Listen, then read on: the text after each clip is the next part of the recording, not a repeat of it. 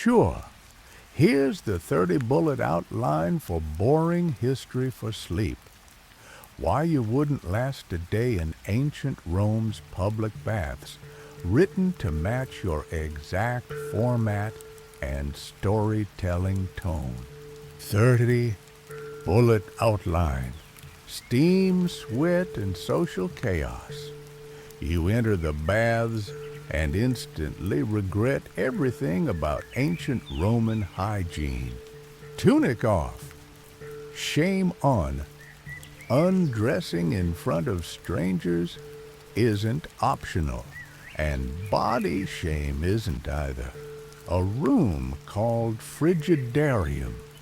The cold plunge pool waits, and it's far worse than it sounds. Tepidarium, trouble begins.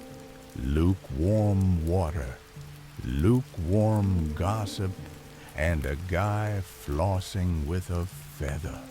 Caldarium, welcome to the boil zone. Step into the hottest room in the empire and try not to faint. The oil rub-down ritual, soap. That's for barbarians. Oil strigils and scraping replace your shower. The strigil guy is judging you. The man scraping your back has opinions, and you don't want to hear them. Toilet talk and sponge sticks.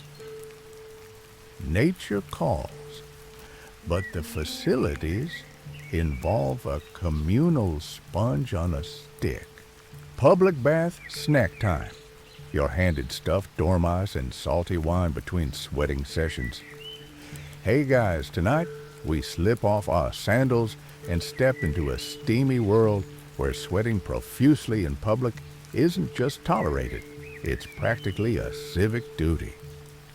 Welcome to the Roman public baths, where the floor is always slippery, the oil is never optional, and your personal space has gone the way of Carthage. You're standing at the threshold of a sprawling bathhouse complex, the Thermae, and already your skin is prickling from the rising mist, and your ears are filled with echoing chatter bouncing off marble columns. All around you, half-naked Romans are shuffling between rooms, arguing about grain prices or loudly debating whether Cicero was a genius or just really good at yelling. You're here because hygiene is serious business in ancient Rome, and by serious, we mean mandatory. If you think a nice hot shower after work is relaxing, imagine sharing that shower with a few hundred strangers, some goats, and a man using a shell as a loofah.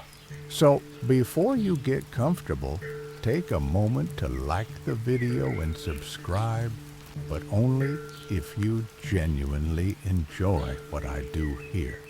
And hey, drop a comment below with your location and what time it is where you are. I love seeing where in the world you're drifting off from. Now dim the lights, maybe turn on a fan for that soft background hum. And let's ease into tonight's journey together. You walk through the apoditerium, the changing room where men of every social class are undressing in full view, some chatting like old friends, others nervously clutching their tunics, like bath time isn't exactly their comfort zone. You of course try to remain inconspicuous, but there's nothing subtle about being the only one still wearing socks. Off they go. And now you're officially part of the bathhouse crowd. The architecture is breathtaking, at least if you can stop glancing nervously at the glistening floors. Intricate mosaics depict sea gods cavorting with dolphins. Columns soar overhead. There's even a domed ceiling that lets in filtered sunlight through a system of skylights called oculi. It's gorgeous and also alarmingly echoey, so every accidental squeak from your bare feet is amplified like a trumpet solo. Here's a little known twist: bathhouses weren't just about cleanliness, they were social, political, and sometimes romantic arenas. You could seal a business deal, seduce a senator, or get hit in the face with a wet sponge all within 10 minutes. One inscription on a bathhouse wall in Pompeii even suggests it was a better place for gossip than the forum. You're handed a small token, a tessera stamped with a symbol indicating what services you're entitled to. It's a bit like an all-access gym pass, except instead of treadmills, there's a hot stone massage from someone named Titus, who's more bicep than man. You wander deeper into the structure, your body adjusting to the thick, warm air. The smell is a potent mix of olive oil, sweat, mildew, and what might be boiled cabbage. Or maybe that's someone's armpit. Either way, there's no turning back. As you reach the next chamber, the air grows cooler. This is the frigidarium, the cold room.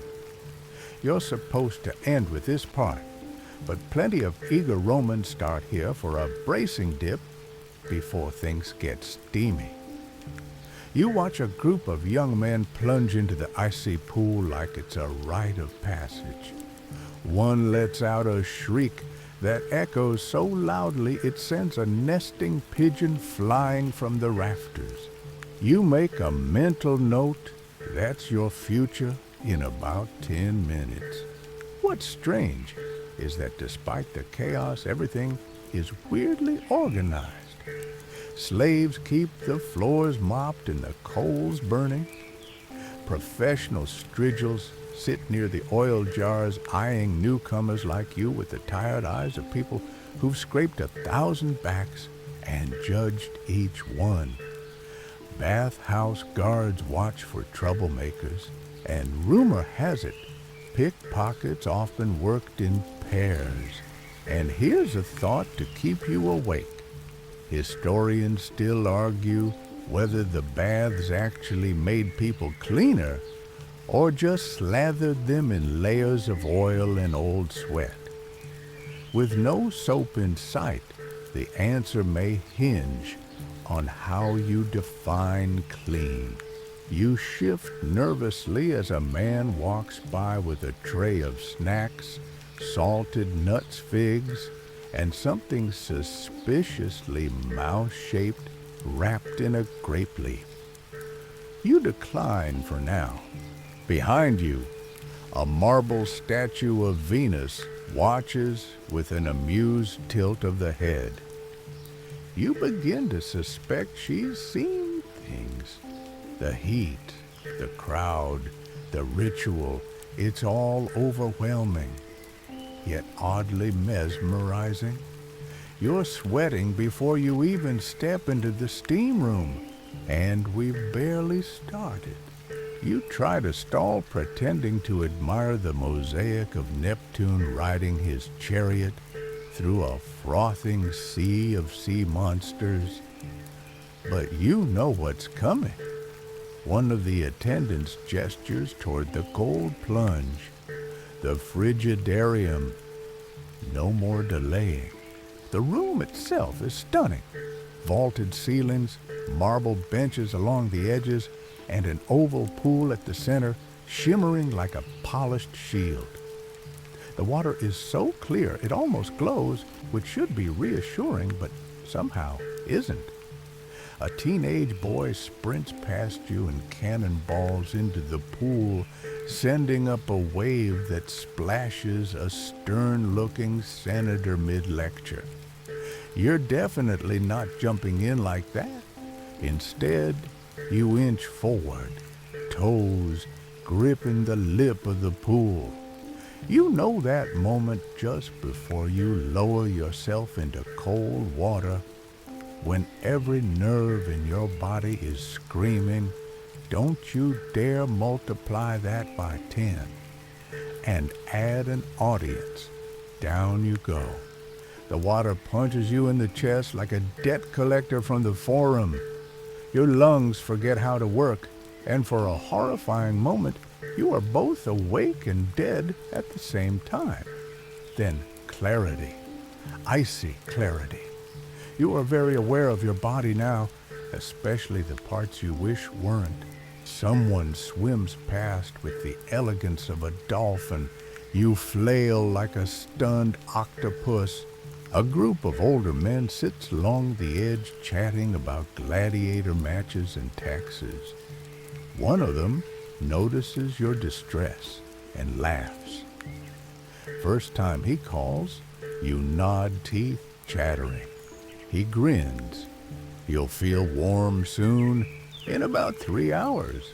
Here's something odd. This cold dip was believed to close the pores after the hot rooms to lock in the body's heat. But Roman medical theories were a bit flexible. They also thought your health depended on balancing humors in the body, and the baths played a role in that delicate soup. Whether any of it worked is still debated by scholars. You clamber out of the pool like a soggy animal, skin bright pink and pride severely dented. A slave hands you a coarse linen towel. You try to cover yourself with dignity, but realize there's no dignified way to wear a half-wet toga. It clings like seaweed.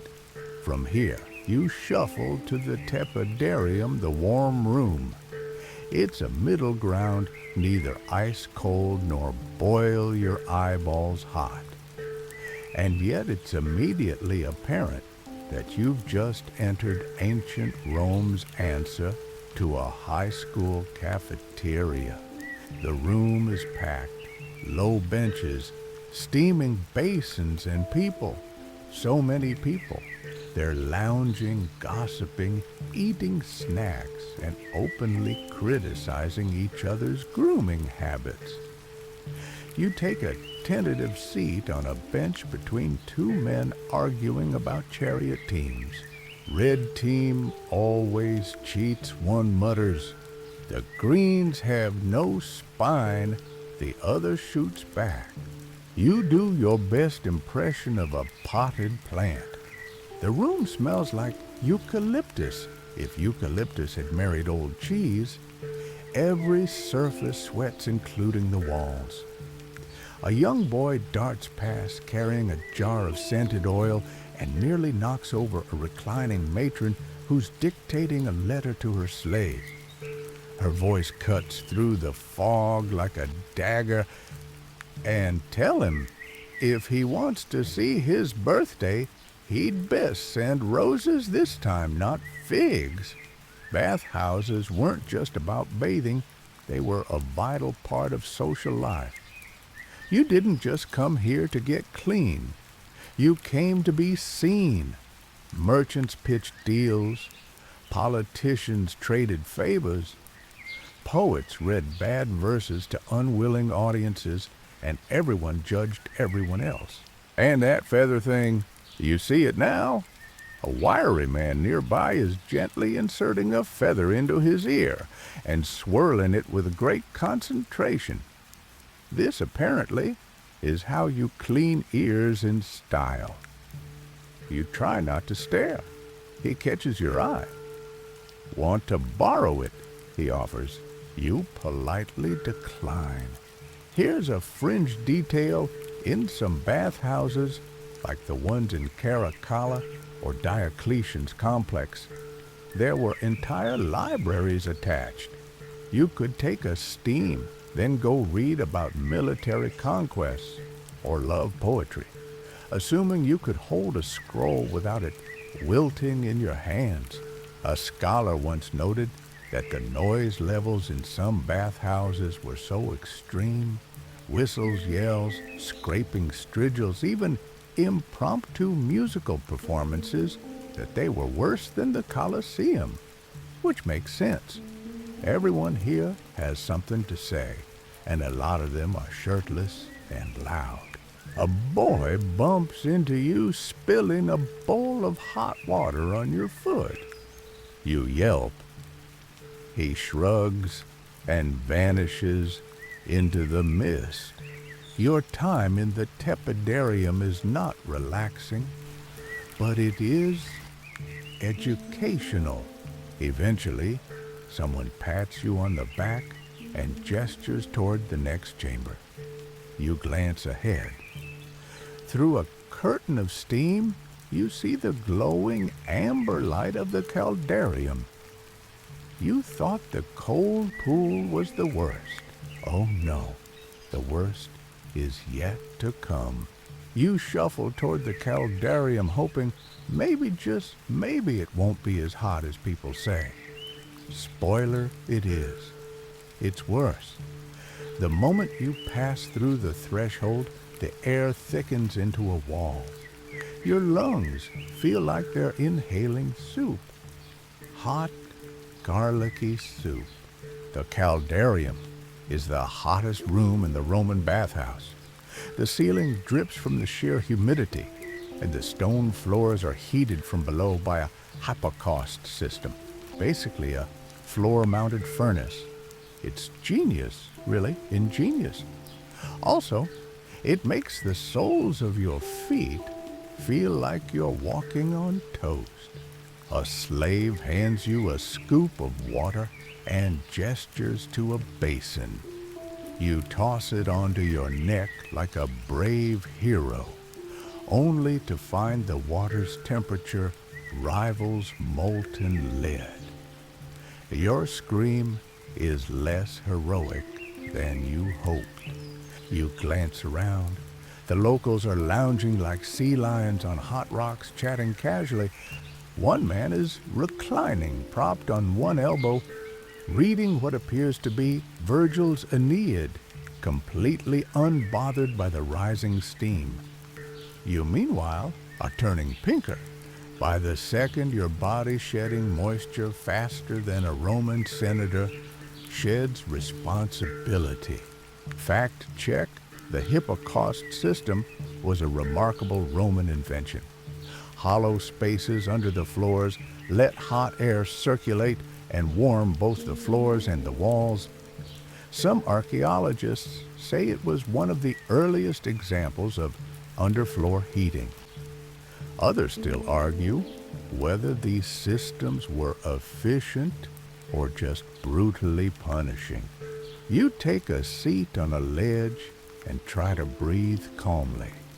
The heat is oppressive like a blanket made of bricks. Your hair begins to curl against your will. Your knees sweat.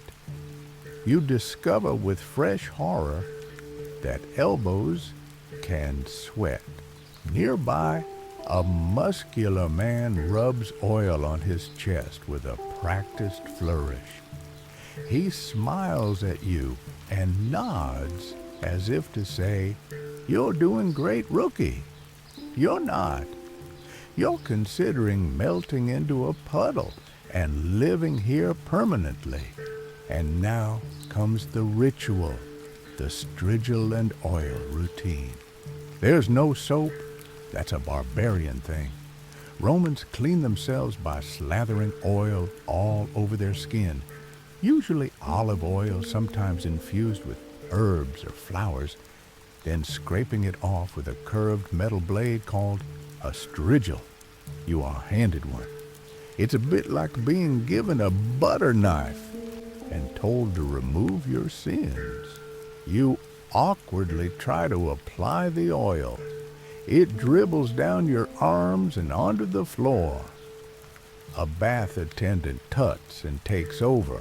He's efficient, too efficient. In seconds, your limbs are gleaming and you feel like a human salad. The scraping begins. The strigil peels away oil, sweat, and layers of skin you didn't know existed. It's oddly satisfying, like being exfoliated by a judgmental sea captain. The man doing it doesn't speak, but he does raise an eyebrow when he gets to your back. You don't want to know what he's thinking. Here's the quirky bit. Some Romans would actually collect the scraped oil and grime called smegmata and sell it as a sort of all-purpose ointment. Gladiator sweat was especially prized. Rub it on sore muscles, aching joints, or according to some, your face for eternal youth. Historians still debate whether anyone actually bought it or if this was one of history's first wellness scams. Now fully basted and scraped, you try to stand. You wobble like a newborn deer. The heat has turned your legs into linguine. A nearby bath-goer chuckles and offers you a fig. You accept, not because you want it, but because chewing something might distract you from the fact that your internal organs feel lightly grilled. Then the attendant points you toward a shallow plunge pool at the back of the caldarium. You approach, kneel, and slowly lower yourself in. It's warm, too warm, like soaking in a stew. You close your eyes and let it wash over you. You begin to understand why people spent entire days here. And yet even here someone's arguing politics. A gruff man gestures wildly with a fig in one hand, ranting about the decline of public morals and how the aqueducts are being neglected. His friend nods solemnly, munching a cheese-stuffed date. You overhear a whispered conversation in a dialect you don't recognize. Two cloaked figures sitting on opposite ends of a bench aren't relaxing. They're negotiating something. Money, favors, maybe a senator's vote. You try not to listen, but it's hard not to eavesdrop when someone whispers, and if he refuses, we go to the Praetorians. The caldarium is a place of cleansing, but it's also a crucible. Here bodies soften, tongues loosen, and secrets rise with the steam. You're starting to wonder how long you've been inside. Time warps in the heat. 10 minutes feels like an hour. Or maybe that's just the dehydration talking. Eventually, you realize it's time to move on. Another attendant gently taps your shoulder with a wooden ladle. You stand wobbly and slick. Your skin is glowing. Your spirit is questionable. You exit the room slowly, blinking against the sudden drop in light and heat. You've survived the caldarium. Barely. Ahead lies another chamber, another ritual. You thought the scraping was strange. Oh no, friend. The sponge on a stick part is next. You leave the sweltering caldarium only to find yourself guided, still half-dazed, toward a quiet corridor off to the side. At first glance, it looks peaceful. A small room, less steam, fewer voices. A welcome reprieve. And then you see it, the long marble bench, the holes in the stone, the buckets of water, and sitting innocently atop a shelf, the communal sponge on a stick. Welcome to the Roman toilet. You pause, blinking. Surely not. You glance at the attendant. He gestures toward the bench with the resigned weariness of someone who's explained this far too many times. Yes, that is the latrine. And yes, everyone's using the same sponge. That's your fate now. You take a cautious step forward. The toilet room latrina is surprisingly ornate. Frescoes of sea creatures dance across the walls, and the floor mosaic appears to feature dolphins, which feels like a cruel joke given the situation. A tiny marble fountain trickles in the corner, doing its best to mask the bouquet of the room. Romans, to their credit, didn't just squat in alleys. Public toilets were part of the bathhouse complex and served both a sanitary function and a social one. That's right. You don't just do your business here. You also chat, debate, and maybe negotiate a marriage contract while waiting your turn. You lower yourself onto the smooth stone seat, trying not to think too much. A man beside you launches into a diatribe about olive oil tariffs. You nod politely, focusing on not dying of embarrassment. In front of you is a water channel running under the seats, and in that channel, the sponge. Let's talk logistics. The tersorium, as it's called, is a stick with a sponge affixed to one end. When you're done, you dunk it in the flowing water beneath. Give it a rinse with vinegar, hopefully, and leave it for the next unfortunate soul. That's hygiene Roman style. Scholars still argue whether vinegar really made it sanitary or just gave everyone a false sense of cleanliness. You lean forward slightly. Your knee brushes against the man next to you. He doesn't flinch. In fact, he keeps talking about his cousin's bakery and how bread just hasn't been the same since the last consul was assassinated. You survive your turn with only minor emotional damage, then shuffle to a corner basin to wash your hands, another rare win for Roman hygiene, even if you're using lukewarm water and an ash-based scrub. Outside the latrina, you're hit with a wave of mint and honey-scented air. The contrast is so intense, you nearly cry. A vendor with a tray of bathhouse snacks walks by offering libum, a sweet cheese bread, and pickled olives. You take one of each. You've earned it. A group nearby is nibbling on something crunchy. You peer over. Stuffed dormice. Actual mice roasted and packed with nuts and herbs. You try not to judge, but your stomach has already issued a stern warning. One more weird bite, and it's calling in the legions. This is the part of the bath day few tourists imagine the snacking. Bathhouses weren't just steam and scraping, they were leisure hubs.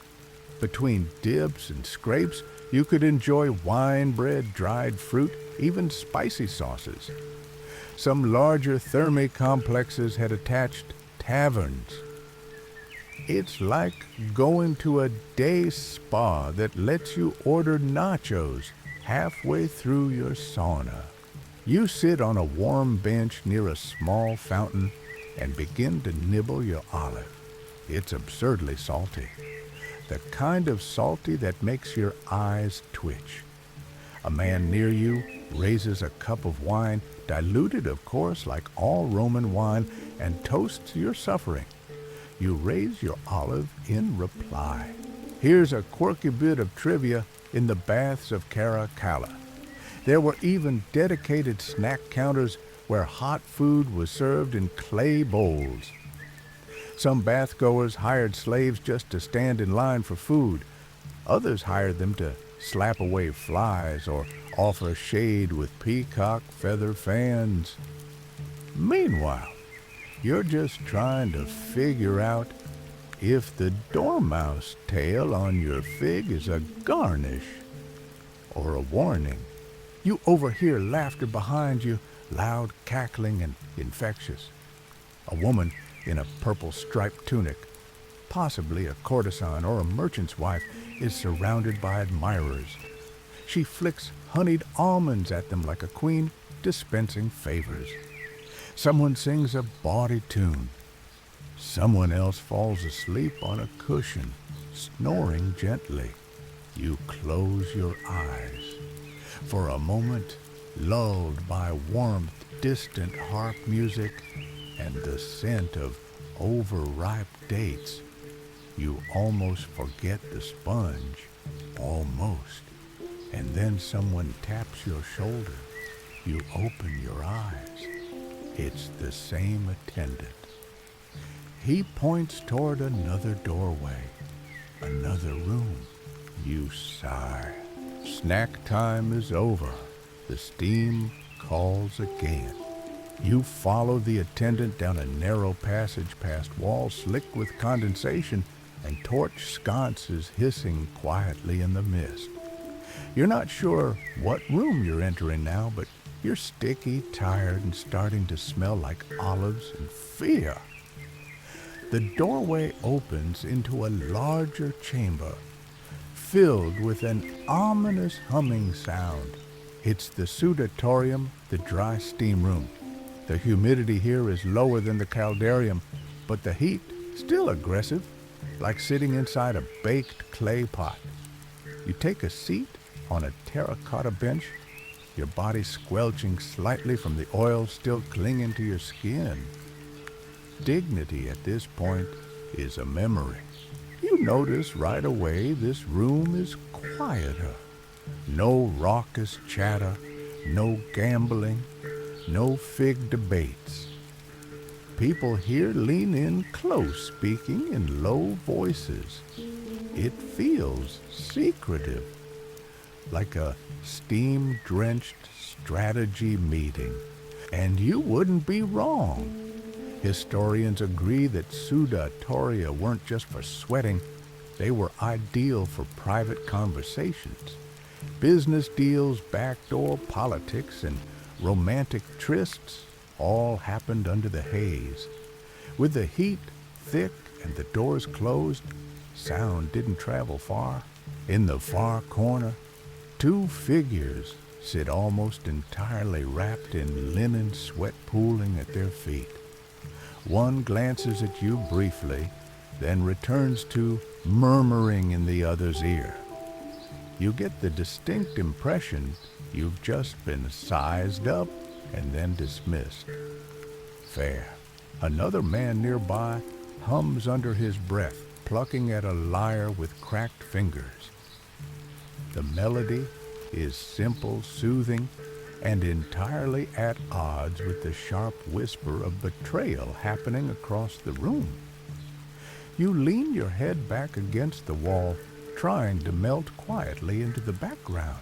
Suddenly, a younger bath-goer, possibly the son of a merchant or low-ranking noble, leans over and starts talking to you. He speaks fast as though he's been holding it in all day. My brother thinks the emperor's census numbers are falsified, he whispers. But I told him, don't talk like that near the grain counters. They hear everything. You nod slowly, not because you understand, but because saying nothing seems the safest strategy. He continues now describing an argument over goat taxes. You smile politely, gripping the bench to keep from sliding onto the floor. You've learned something important. Steam rooms are where people pour out secrets just as freely as they pour sweat. Here's the quirky part. Some scholars believe Roman bathhouse design intentionally encouraged this kind of confession. The oppressive heat, the closeness, the hypnotic hum of the hippocaust, it wears you down, strips you bare, and invites you to share. A primitive therapy session, scented with myrrh and cooked figs. You adjust your towel, and try to focus on the stone floor tiles. They're beautiful, each one handset, creating patterns of vines and waves. In the center is a mosaic of Mercury, god of communication, tipping his winged hat with a sly smirk. Fitting, above you, the walls arch into a domed ceiling, its surface glazed to catch the flickering light. Water droplets hang like tiny jewels before they fall and splatter on your shoulder. You blink slowly, more cooked vegetable than person now. Someone sneezes. Instantly, 3 people shuffle away. Even in ancient Rome bathhouse, sneezes are suspicious. There's a brazier in the center of the room, its coals glowing like molten pearls. Slaves occasionally add herbs, sage rosemary, maybe some crushed mint, to create an illusion of freshness. You take a deep breath and immediately regret it. It smells like burnt salad. The young man next to you has stopped talking. He's now peeling an orange with surprising care. You wonder how long it's been since you sat down. Time is irrelevant. You could be in here for 5 minutes or 50. The steam numbs everything's sense of time, social boundaries, even the memory of the sponge on a stick. Then something unusual happens. From the far corner, a shrill voice rings out clear and firm. It's a woman. In the men's sudatorium, she's elderly, her hair wrapped in fabric, and she stands like she owns the marble under her feet. I don't care what law says, she announces. It's hot, and I'm old. No one dares stop her. She lowers herself into a bench like a conquering empress, and the room just accepts it. A quiet cough of deference ripples through the steam. You wonder who she is. A senator's widow, a priestess, a ghost. Honestly, it's hard to tell in this much fog. Historians still argue whether bathhouses truly enforced gender separation or if, like many Roman laws, it was more of a suggestion. What we know, women did have access to baths, but often at different hours or in separate areas. But every so often, someone defied the order, like this lady who is now scolding a man over his posture. You've seen a sponge survived, the plunge been scraped, baked, fed, and now partially hallucinated in dry heat. You're almost impressed with yourself. Almost.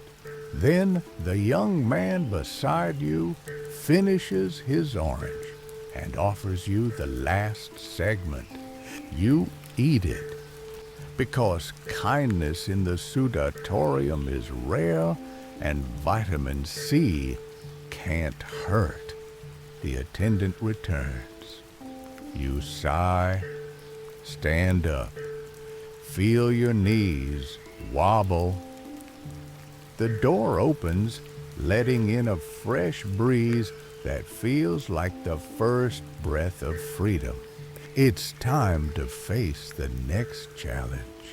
The moment the door to the sudatorium closes behind you, it's like walking into another world. Your skin steams in the cooler air, and you feel like a boiled dumpling left out to dry.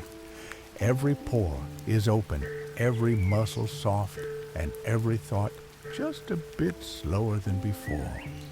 The world outside the heat feels suspiciously manageable. You don't get long to savor it.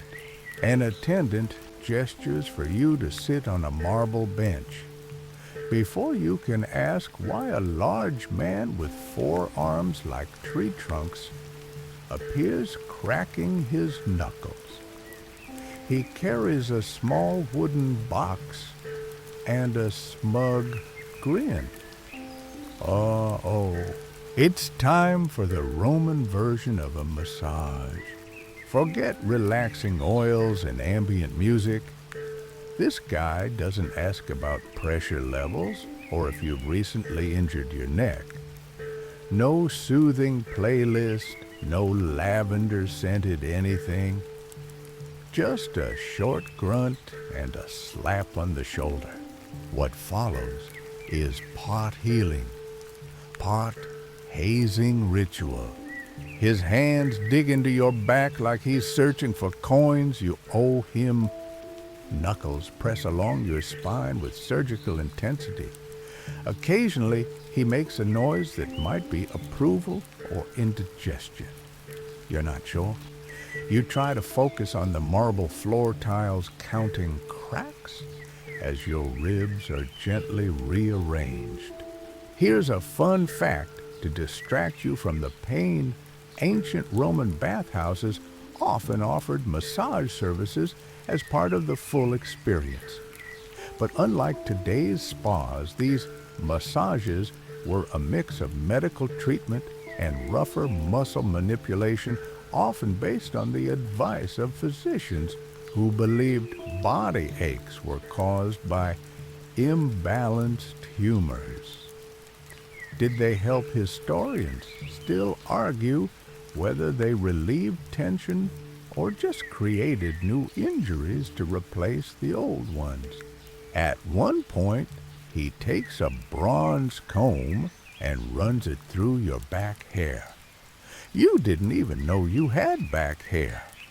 Congratulations, now you do. Then comes the barber. He slides in like a silent assassin, holding a straight razor and a small bowl of lukewarm water. His eyes are narrowed, focused, and possibly a little crossed. He doesn't ask if you want to shave. He simply starts lathering your face with a chunk of soap-like paste that smells like thyme and chalk. You try to sit still, very still. Your only job right now is not to twitch. The razor glides across your cheek in slow, deliberate strokes. You'd relax if it weren't for the fact that the blade is bronze and not sharpened in, say, a month. You've seen cheese sliced more cleanly. The barber hums to himself as he works. A tune you almost recognize, something about Saturn and goats. He takes a final swipe under your chin, then dabs at your face with a bit of cloth so rough it could sand furniture.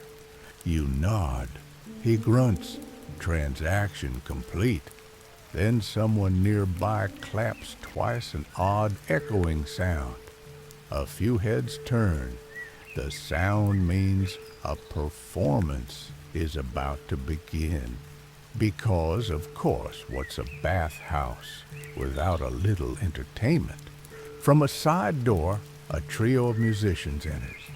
One carries a small lyre, another a flute, and the third a hand drum. They begin to play soft melodies that dance off the tile and fill the room with an almost eerie beauty. A couple of young children appear with baskets of petals, tossing them lightly into the air. It's strangely serene until a poet stands up. He's shirtless, enthusiastic, and clearly believes this is his moment. He launches into an impassioned recitation of something probably intended as romantic, but it includes the phrase, "her teeth like tiny tombstones," so maybe not. People clap politely, a few laugh. A group near the entrance resumes their dice game, unimpressed. Did we mention dice? Gambling was incredibly popular in Roman bathhouses. Bone dice, knucklebones, and marked tiles flew back and forth with reckless glee. You watch as a man loses a small fortune in copper coins, curses the gods, then immediately borrows more and continues playing. An older woman rolls with such confidence that you suspect she's been banned from several temples. You're invited to join. Politely, you decline.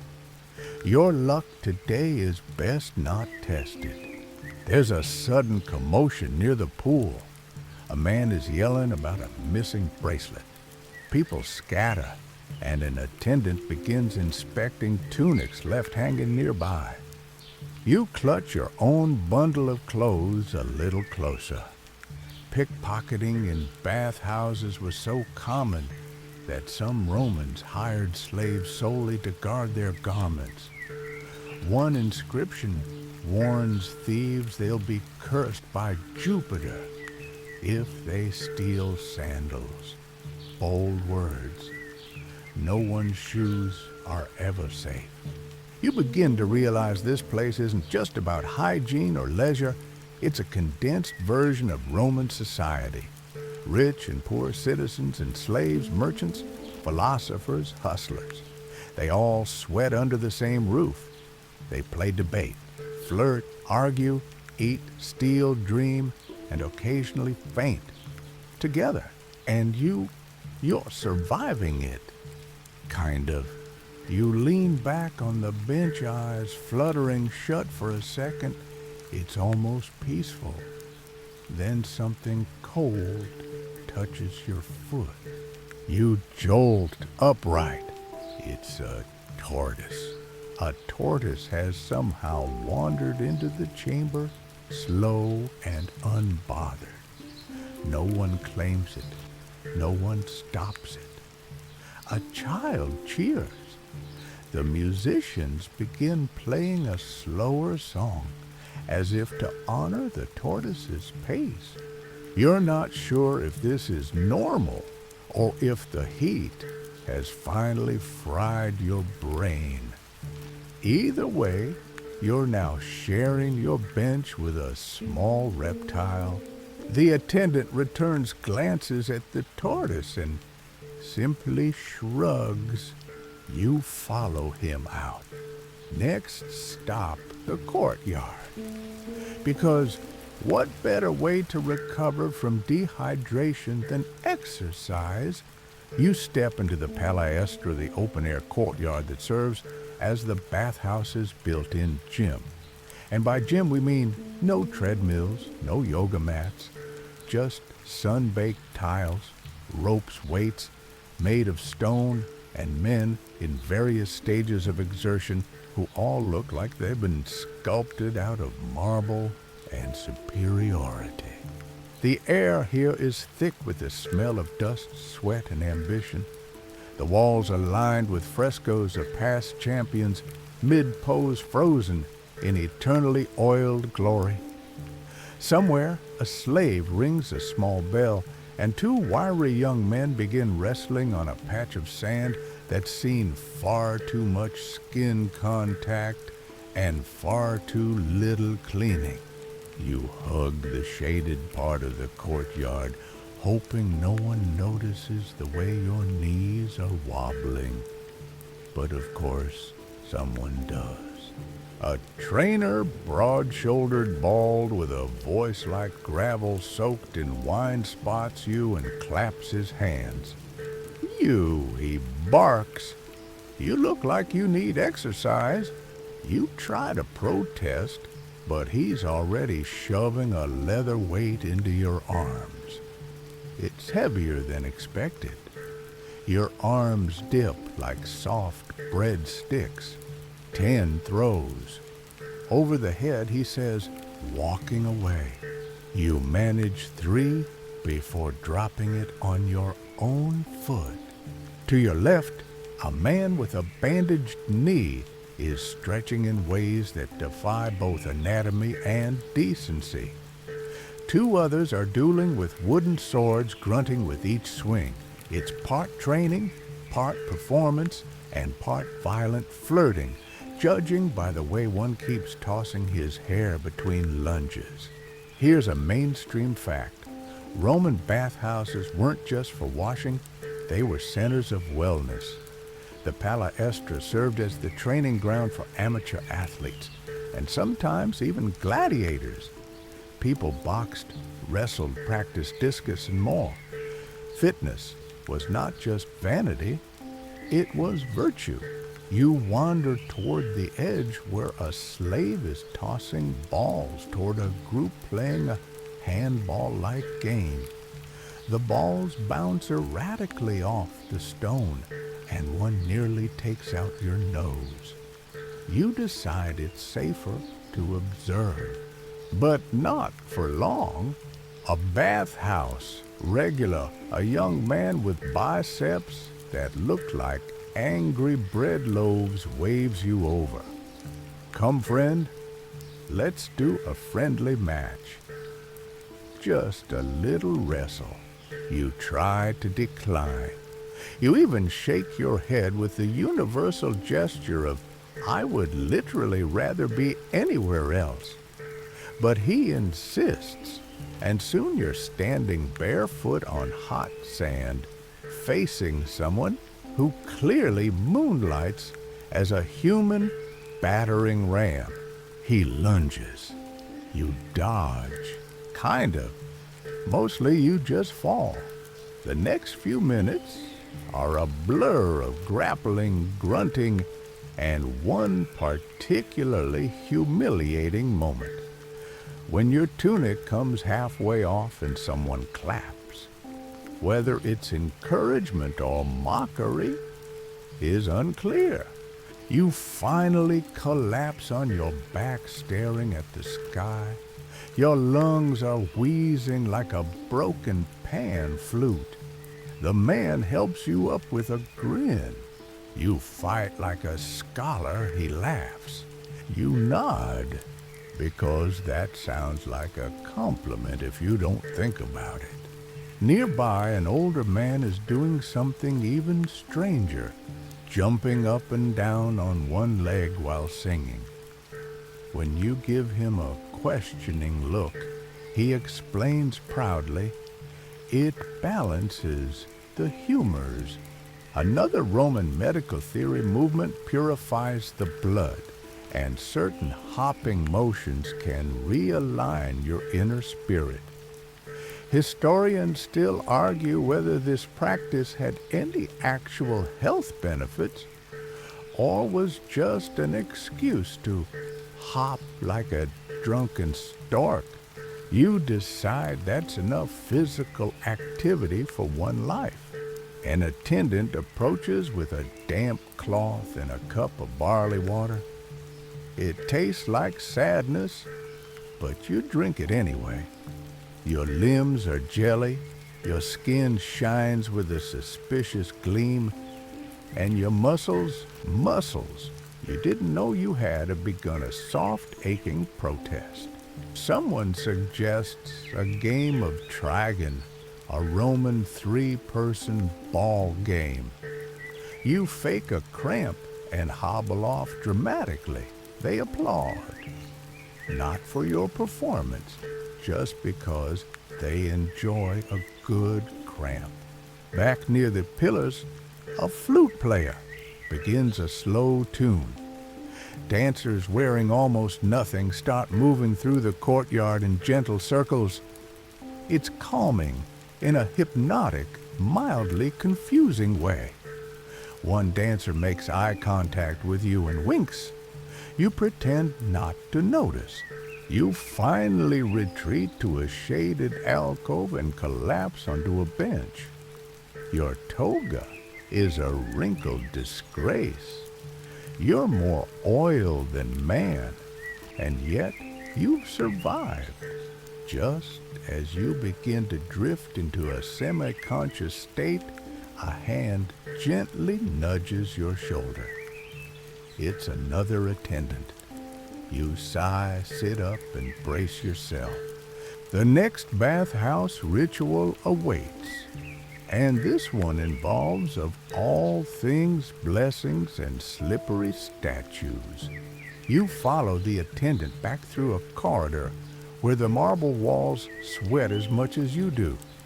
The sounds of grunts and gambling fade behind you, replaced by something gentler, a hushed reverence.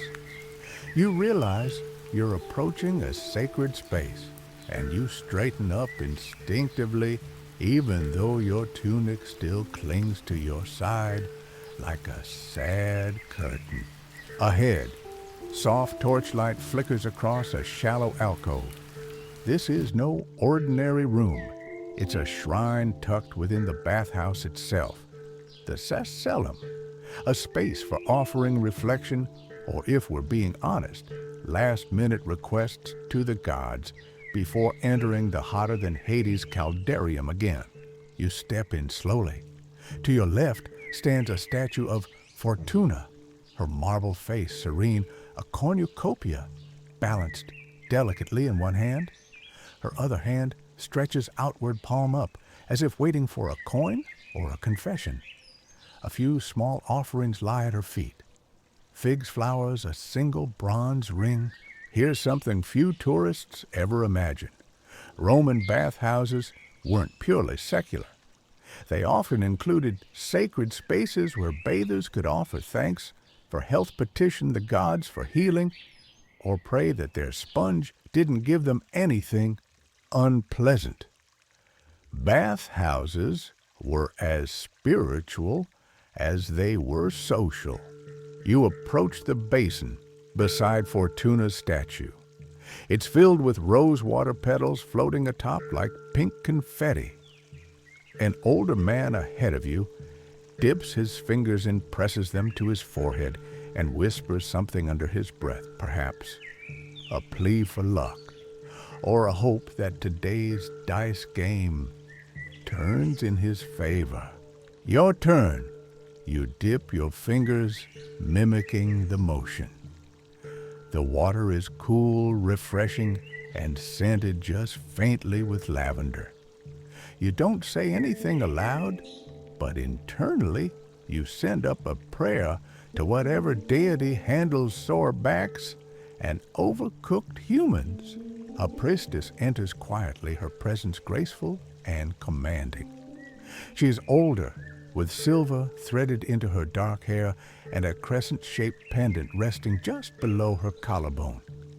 She begins lighting incense in a shallow dish, and the room slowly fills with a woody, slightly citrus scent. You feel your breath slow, your shoulders drop. Then, to your surprise, she starts to speak, not to the crowd, but in soft murmurs to the gods.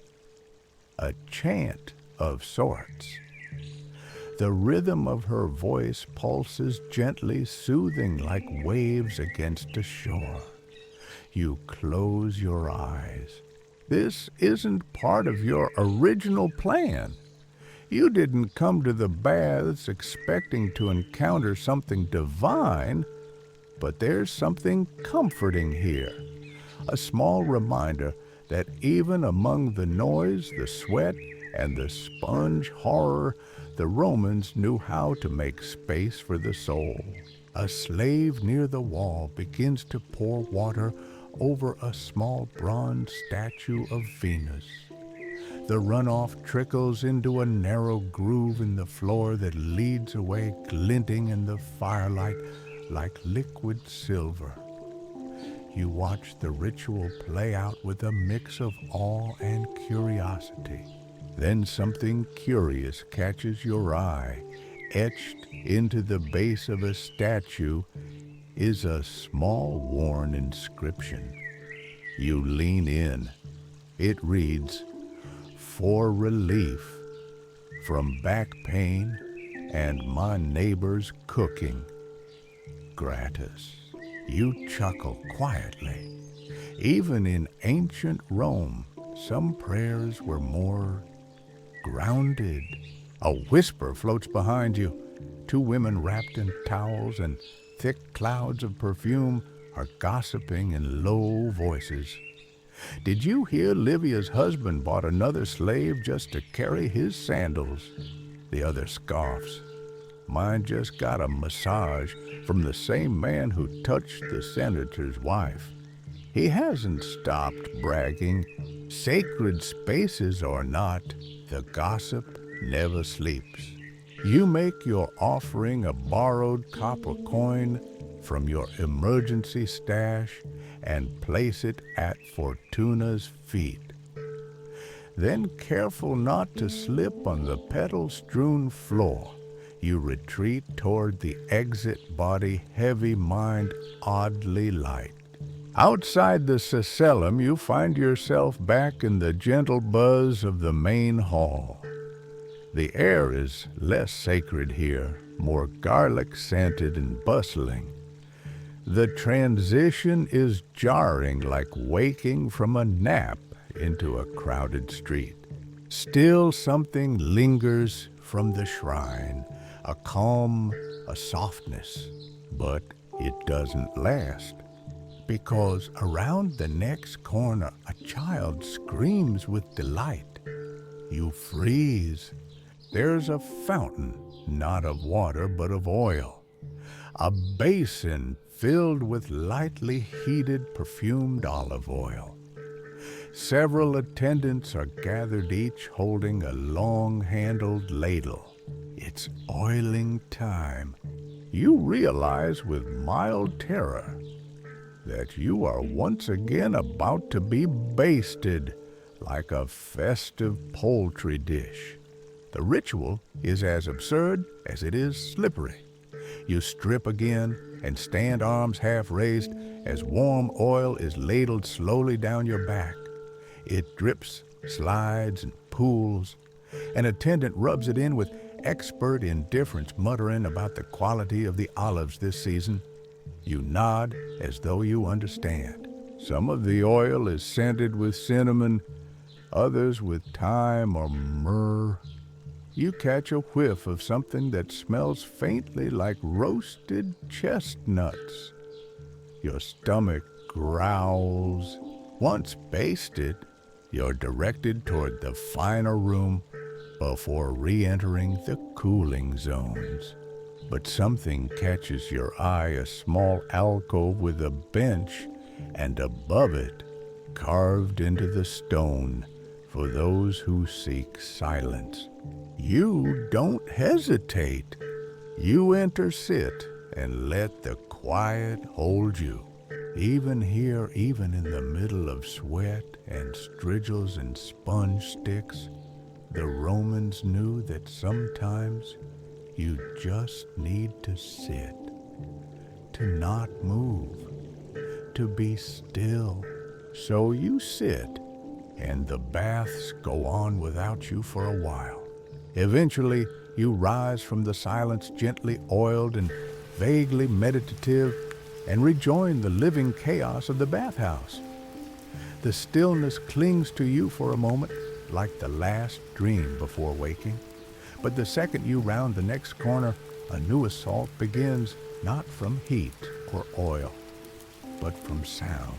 A roar of laughter bounces off the marble, followed by a shout of, "You owe me 2 denarii, Titus," and the unmistakable thud of dice on tile. Ah, yes, it's time for games.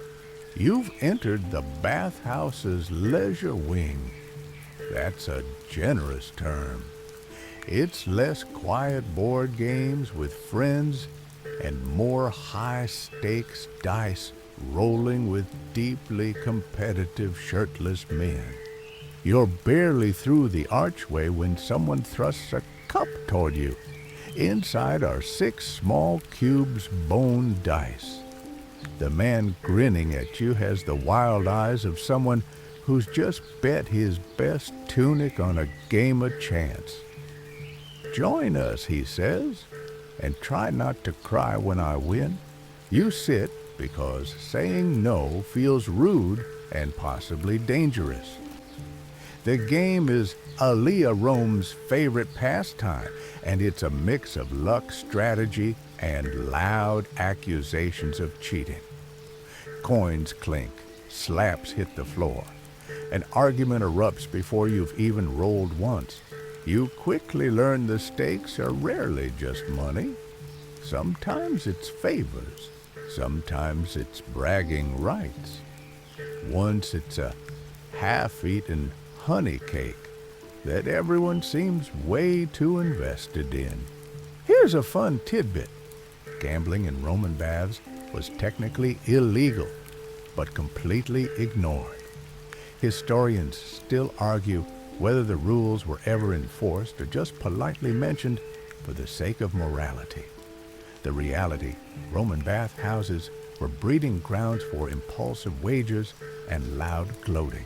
You lose your first round, the man next to you smirks and slides your lone copper coin into his pile. Fortune favors the brave, he says. You're not brave. You're just tired and slightly oily. As the dice game rages on, a small crowd gathers.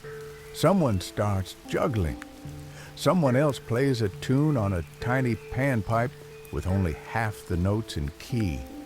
A stray dog wanders in, sniffs at a pile of sandals, and is promptly adopted by 3 children. No one seems to notice or care that it doesn't belong here. You, meanwhile, are trying to find a corner where the dice don't clatter like a thunderstorm. That's when a familiar voice rises above the din. Did you hear what happened in the caldarium yesterday? You freeze. The speaker is a stout man with a towel around his neck and gossip in his veins. He leans into a group of listeners like a performer taking the stage. Appius Minor. Yes, that Appius slipped on the wet floor, fell straight into the hot basin, and screamed that his toga was possessed by demons. Everyone howls with laughter. Oh, it gets better. The man continues. He accused the gods of tripping him, then tried to exorcise his sandal. You slowly back away. Bathhouse gossip travels faster than the steam. If anyone saw you wrestle in the palaestra earlier, you're probably already a minor myth. You pass a stone bench where a trio of older women lounges, fanning themselves with palm leaves and whispering like crows at a feast. That boy with the crooked nose, son of a grain merchant, one says. Not even real grain. Lentils and lies, another replies. They spot you. You nod politely. They smirk. You quicken your pace. You duck into a quieter side chamber and find yourself in a room of readers. Scrolls, parchment, wax tablets. It's not quite a library, but some bathhouses had dedicated spaces for studying, and this one clearly caters to the philosophically inclined. A tall man with ink-stained fingers looks up from his scroll and asks, "What's your opinion on the Stoics?" You consider saying they're a bit dry, but fear you'll be drawn into a debate. Instead, you nod wisely and pretend you're late for an appointment with Cicero himself. You turn to go, but not before noticing an inscription carved into the stone arch above the doorway. Words cleanse the mind as water does the body. That sounds deep, or like an excuse for reading in the tub. You continue wandering, feeling slightly less sweaty, but much more aware of just how complex this place is. It's not just a bathhouse. It's a small city inside a building. It contains every aspect of Roman life, commerce, politics, vanity prayer, exercise, gambling philosophy, lunch and hygiene, all stacked on top of each other like a weird cultural lasagna. And yes, even somewhere between the library corner and the gambling pit, there's a guy flossing his teeth with a feather again. You can't escape him. Eventually, you find a spot to sit. A raised marble step near a statue of Hercules. You lean back, eyes half closed, letting the murmur of voices and laughter swirl into background noise. You're nearly asleep when someone taps you on the knee. You blink up, the attendant, again. He jerks a thumb toward a corridor you haven't noticed before. You groan because you know what that look means. You're not done yet. There's still a mystery room waiting, and based on your current luck, it probably involves more nudity.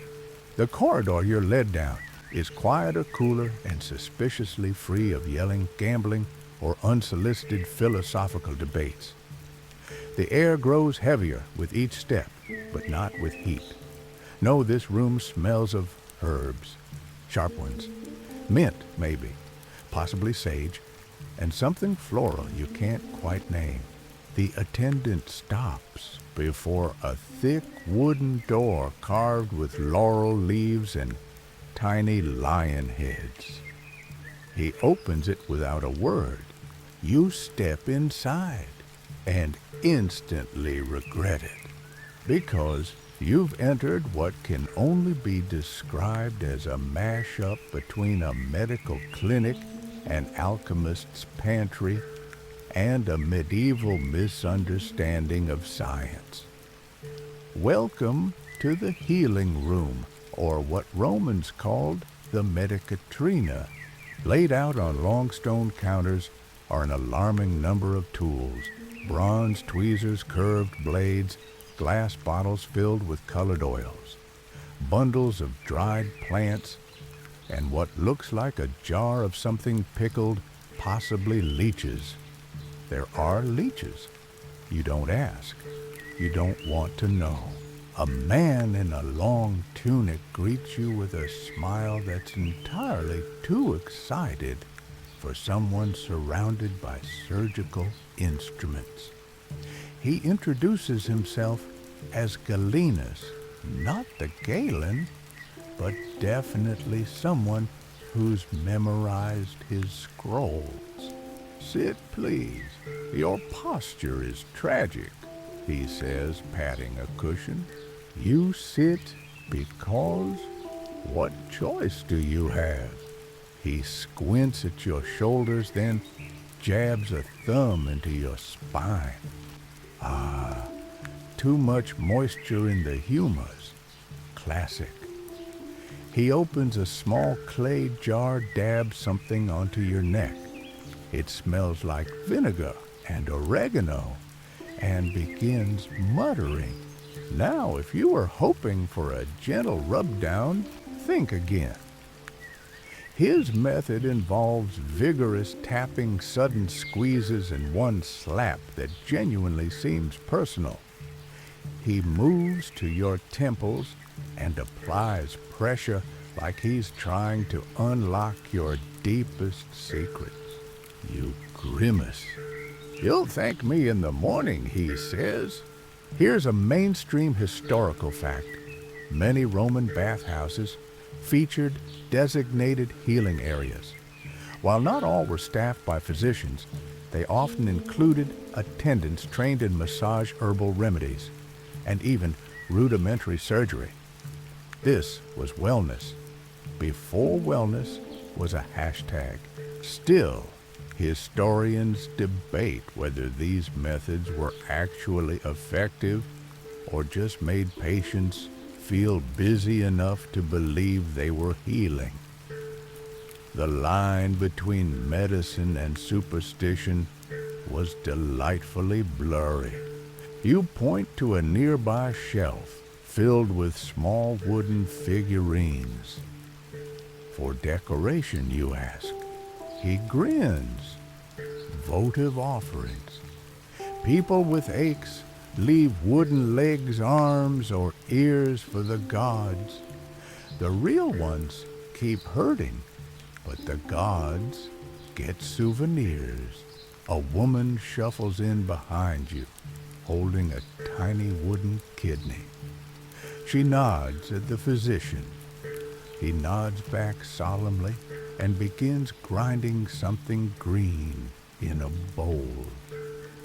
You realize you've stumbled into one of Rome's most surreal customs. Then come the leeches. Well, almost. The physician opens a jar, lifts one squirming horror with tongs, and watches your reaction. You scream with your eyes. He laughs. Relax. That's for senators only. You breathe again. Instead, he reaches for a small metal scraper and runs it across your arms. Dead skin holds bad energy, he mutters. You think this might just be an excuse to exfoliate. Then he smears something cold and sticky across your chest, made with goose fat and crushed poppy seeds, he explains proudly. Stimulates clarity. You don't feel clear. You feel basted.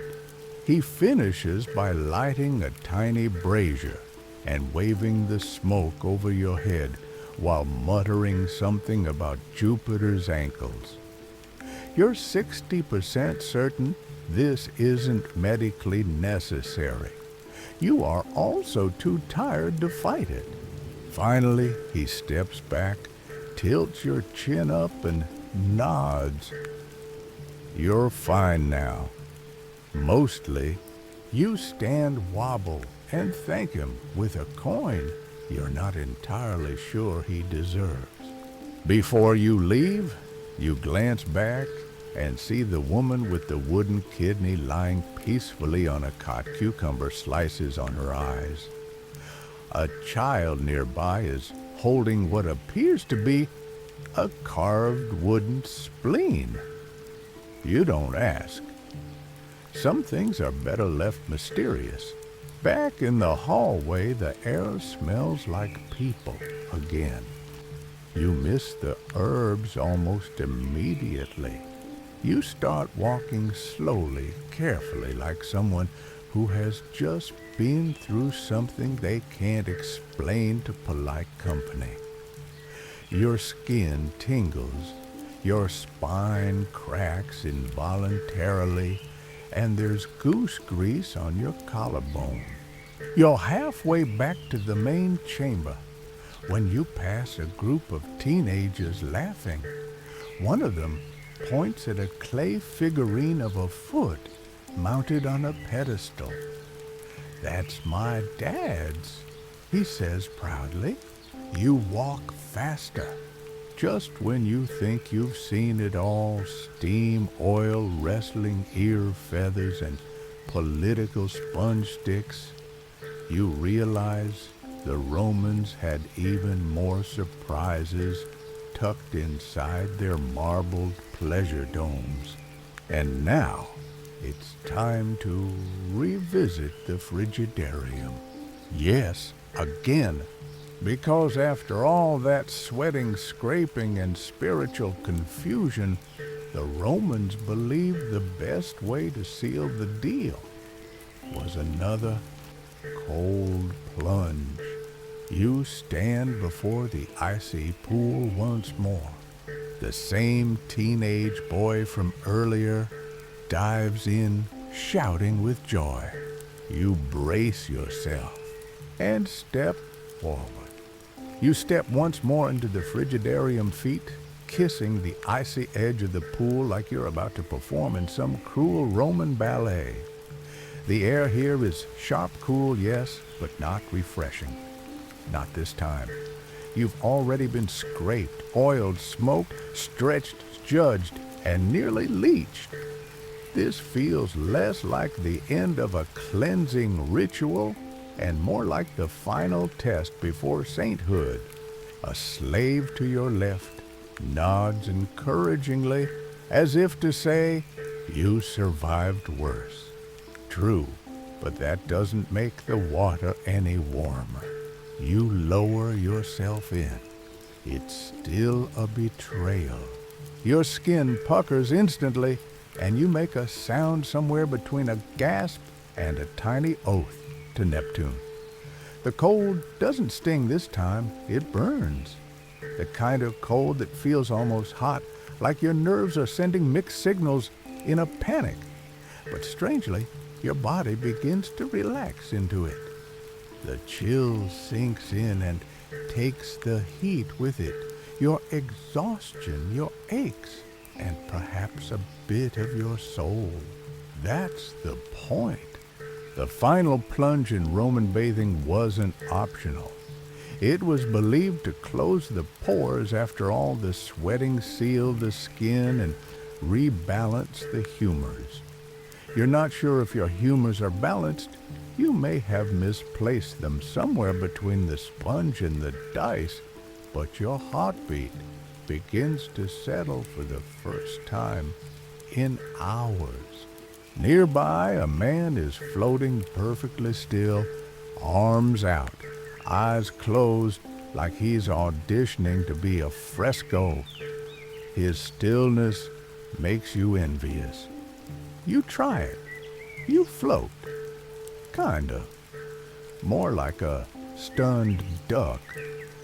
But still, a group of young men is joking loudly in the corner, splashing one another, while a disapproving elder scowls from the edge, muttering about the decline of morals since Augustus. Classic. Here's a quirky detail. Some frigidariums had ceilings painted like the sky, complete with stars and swirling constellations to make the bather feel small and celestial. Others were dimly lit, meant to simulate night. The idea wasn't just refreshment, it was rebirth. Yours feels more like near death followed by mild spiritual realignment. You lean your head back against the pool's curved edge, staring up at the domed ceiling. It's adorned with mosaics, Neptune again riding dolphins with smug indifference, surrounded by sea nymphs with implausibly good posture. You wonder if any of them ever had to deal with oil in their ears. As your body slowly adapts to the temperature, your thoughts wander. This bathhouse, like most Roman thermae, is its own ecosystem. You came in thinking you'd be clean, maybe even refreshed. Instead, you've been through an obstacle course of hygiene, humiliation, hydration, and heat. And now here you are, somehow calmer. Of course not everyone in Rome experienced the baths the same way. Your access depended on your social class, your gender, your citizenship. Slaves accompanied their masters. Freedmen often came to network. Women had designated hours or occasionally designated buildings altogether. Historians still debate whether some thermae were truly open to all, or if they merely appeared inclusive while keeping strict hierarchies behind the steam. Even now, as you float in this basin of icy reckoning, you notice subtle signs. The richer patrons have attendants. The poorer ones hang their clothes closer to the door, always ready to grab and go. The senators sit apart, murmuring behind cupped hands.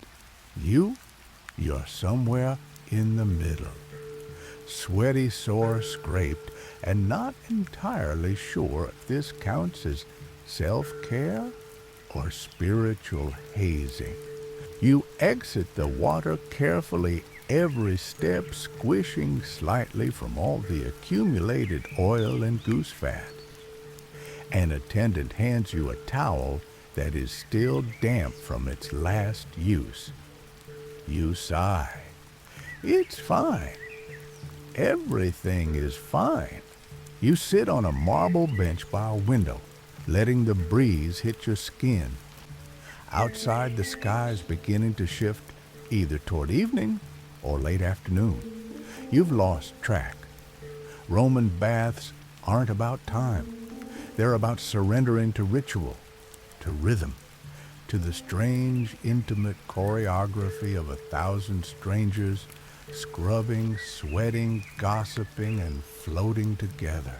A boy walks by holding a tray of warm bread and honeyed nuts. He offers you some. You take one of each. You've earned this. Beside you, a man leans over and sighs. First time he asks, you nod. He grins. You'll come back. You think about that. You really do. Because somehow, despite the sponge, the dice, the steam-induced hallucinations, there's something magnetic about it all. The absurdity, the beauty, the bizarre rituals carried out with such total sincerity. Maybe you will come back, just not tomorrow. You're towel-wrapped, waterlogged, and emotionally wrung out like a toga after festival season, but the day isn't over. You shuffle into the main atrium again, where bathers mill about like drowsy bees, skin gleaming, limbs loose. You feel different, lighter, looser, slightly more educated in the ways of ancient sponge-based hygiene than you ever wanted to be. The last rays of sun stream through the ocul overhead, painting golden stripes across the marble floor. The day is tilting toward its close, and the mood has shifted. Conversations have softened. The dice games are slower. Even the flute player is picking notes like he is tucking a child into bed. You think you're safe. You think the wild ride is winding down, and then you hear it. A very specific kind of whisper. The political kind. You glance over and see them two men wrapped loosely in towels like senators dressed for a toga party gone wrong. One's got the posture of someone used to making laws. The other, the face of someone used to finding loopholes in them. You take a cautious seat on a nearby bench, pretending to admire the frescoes. You're immediately bombarded with Roman political drama, loud enough to hear, quiet enough to seem private. I'm telling you, Flavius once says, leaning in the grain shipments from Ostia are being intercepted. Flavius scoffs. That's what they want you to think. You blink. You've wandered into a political conspiracy. In a bath towel. Roman bathhouses weren't just places to soak and gossip. They were where real deals were made. Historians widely agree that senators, magistrates, and hopeful social climbers used the baths as informal offices. Overheated and underdressed people said things here they might never say in the forum. You catch snippets. The governor's cousin is embezzling funds. He bribed the aedile with a jar of Egyptian perfume. If the aqueduct collapses, it's on your head. It's like C-SPAN but steamier and way more sandal related. What's fascinating is how much gets done in these damp halls. One poorly timed eye roll could change your social standing.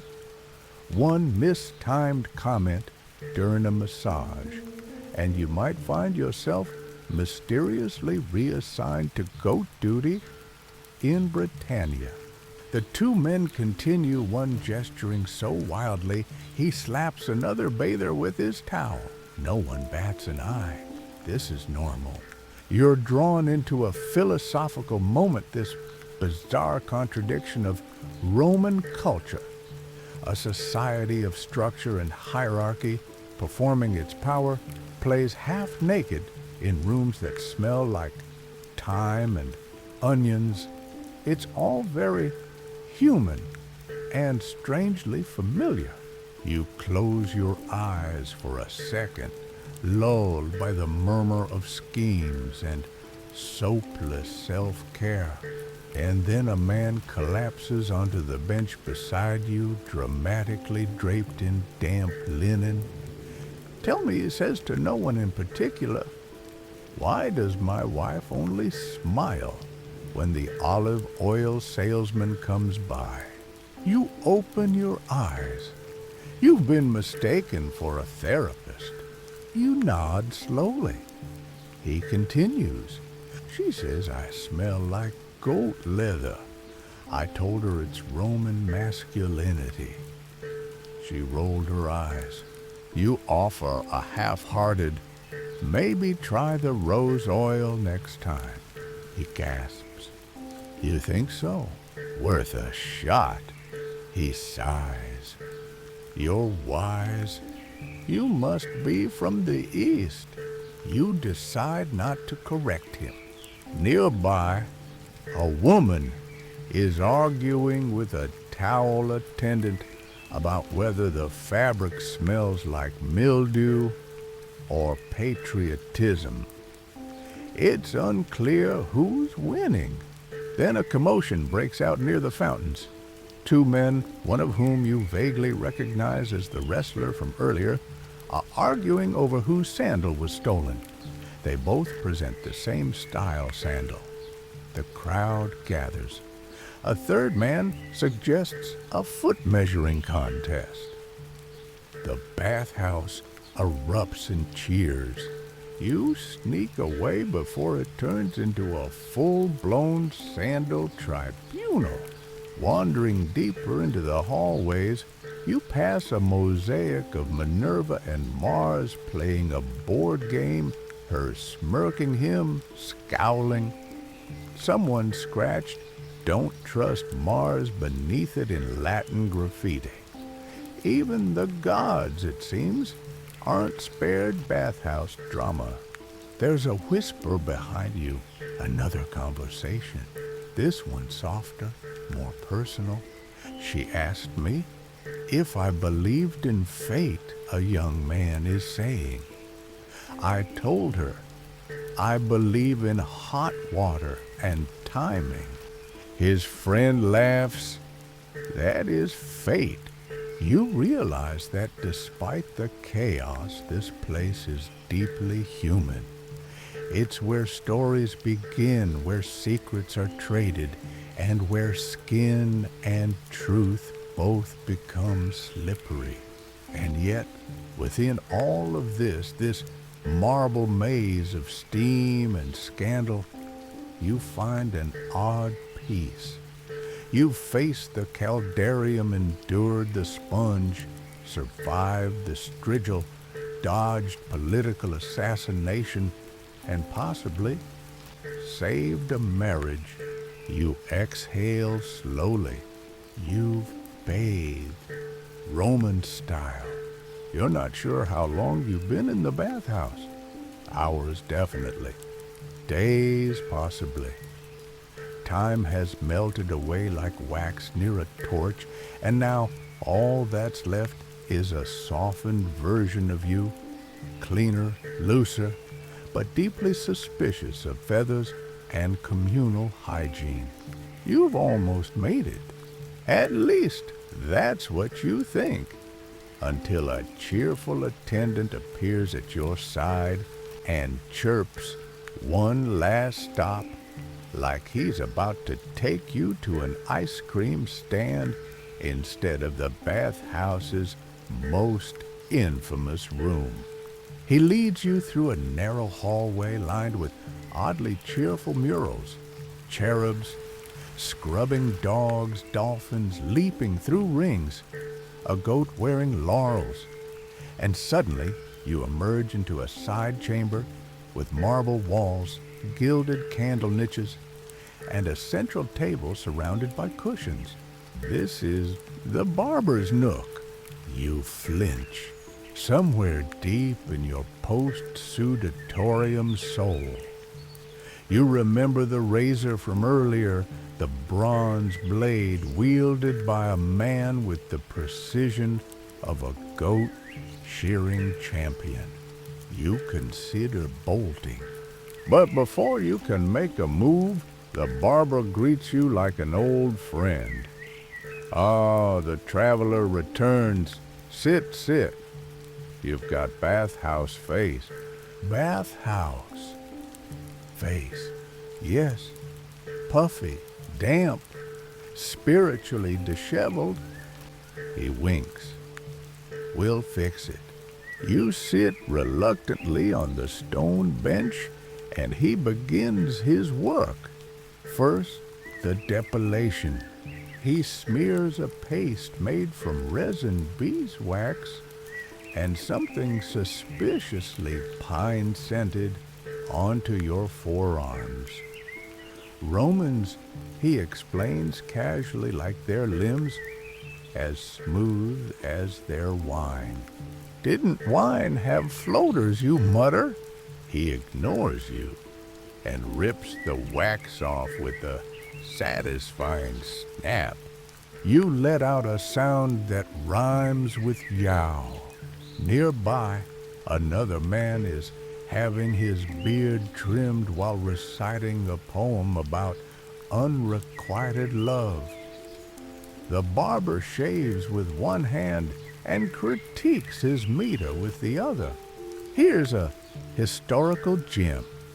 Roman barbers' tonsils were everywhere, and not just for haircuts. They offered shaves, plucking, blackhead removal, yes, really, and the occasional unsolicited opinion. Barbershops were gathering places. Think modern salons, but with fewer magazines and more bloodletting. Speaking of which, the barber holds up a slim bronze lancet. You tense. Don't worry, he says. I'm not allowed to bleed people before sunset. Union rules. You relax a little too early, because now he is flossing your ears with a feather. The very same feather from earlier. The very same man walks by and waves proudly. Told you it works. You give a weak thumbs up one ear, tickled into oblivion. The barber hums a soft tune while rubbing scented oil into your scalp. He sniffs.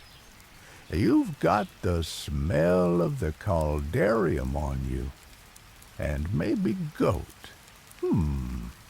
Might be spiritual. He sprinkles you with powdered rose petals for luck. Or punishment. It's unclear. Then comes the lecture. You know, he says, as he sharpens the razor, Rome's falling apart. You blink. Excuse me. Bread's expensive senators are weasels, and I'm fairly certain the aqueducts are haunted. You open your mouth to respond, but he begins trimming your sideburns with an intensity that discourages dissent. Bathhouses, he continues, are the only thing still holding society together. Without them, we're just sweaty barbarians with property taxes. You nod solemnly. He's not wrong. Outside, a chorus of laughter bubbles through the halls. A group of musicians starts up a soft rhythm. The scent of roasted pine nuts wafts in. Somewhere, someone is loudly losing a bet over whether Neptune had a beard.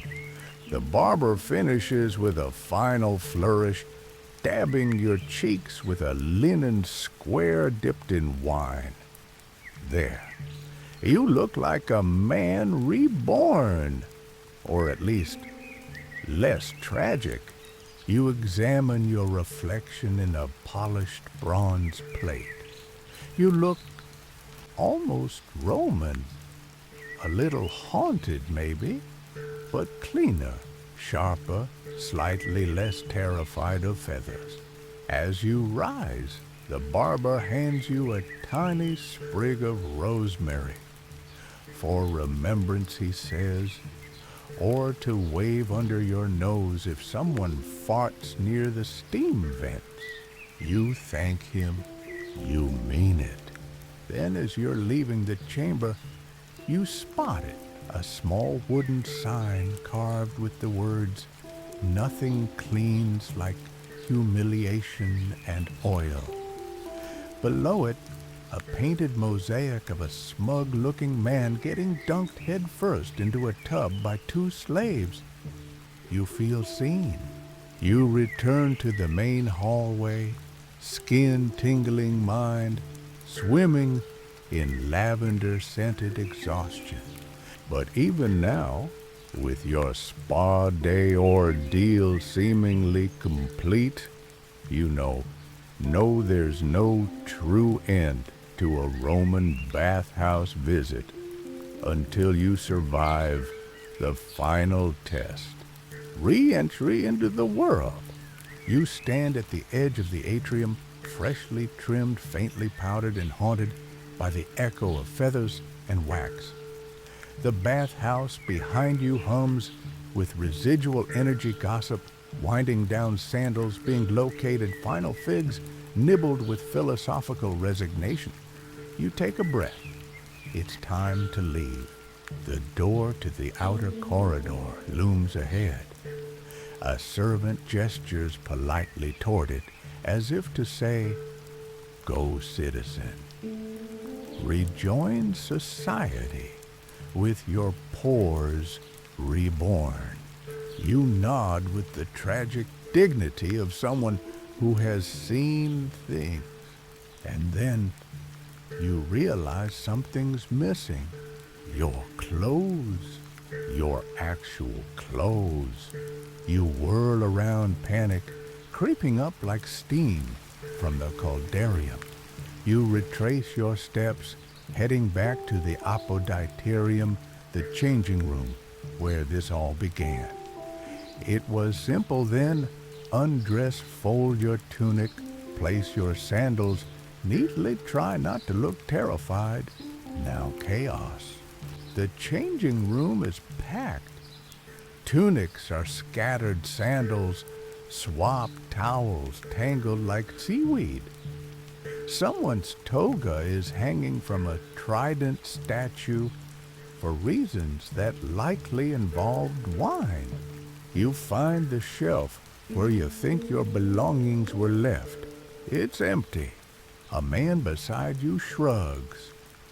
"Lost mine too," he says cheerfully. "Took someone else's. We're all the same size when wet." You laugh a little too hard. A young boy wanders by holding a tunic clearly 3 sizes too big. Anyone missing something beige and judgmental smelling? You raise your hand. He tosses it to you like a victorious fisherman. You catch it, sort of. It's damp. Somehow, still warm. You wrap yourself in the shapeless fabric sandals, mismatched dignity, slightly warped. You glance around for your belt gone. You improvise, with a twisted linen strip, hoping it reads rustic rather than I lost a bet. Here's the thing, bathhouses were notorious for theft. Not violent robbery, just sneaky, slippery whoops. I thought that was mine sort of theft. The thermae were filled with people and zero supervision. Scholars still argue whether the rampant towel switching was accidental or just passive-aggressive fashion crime. Some Romans even wrote curse tablets, thin sheets of lead, etched with complaints and folded into walls or fountains, begging the gods to punish tunic thieves. One famously reads, "May the god Mercury strike down the one who took my sandals with both shame and boils. You consider it. Instead, you accept your mismatched fate and shuffle toward the bathhouse exit." The doors open wide. A final wave of herbal air greets you, swirling with lavender sweat and a hint of victory.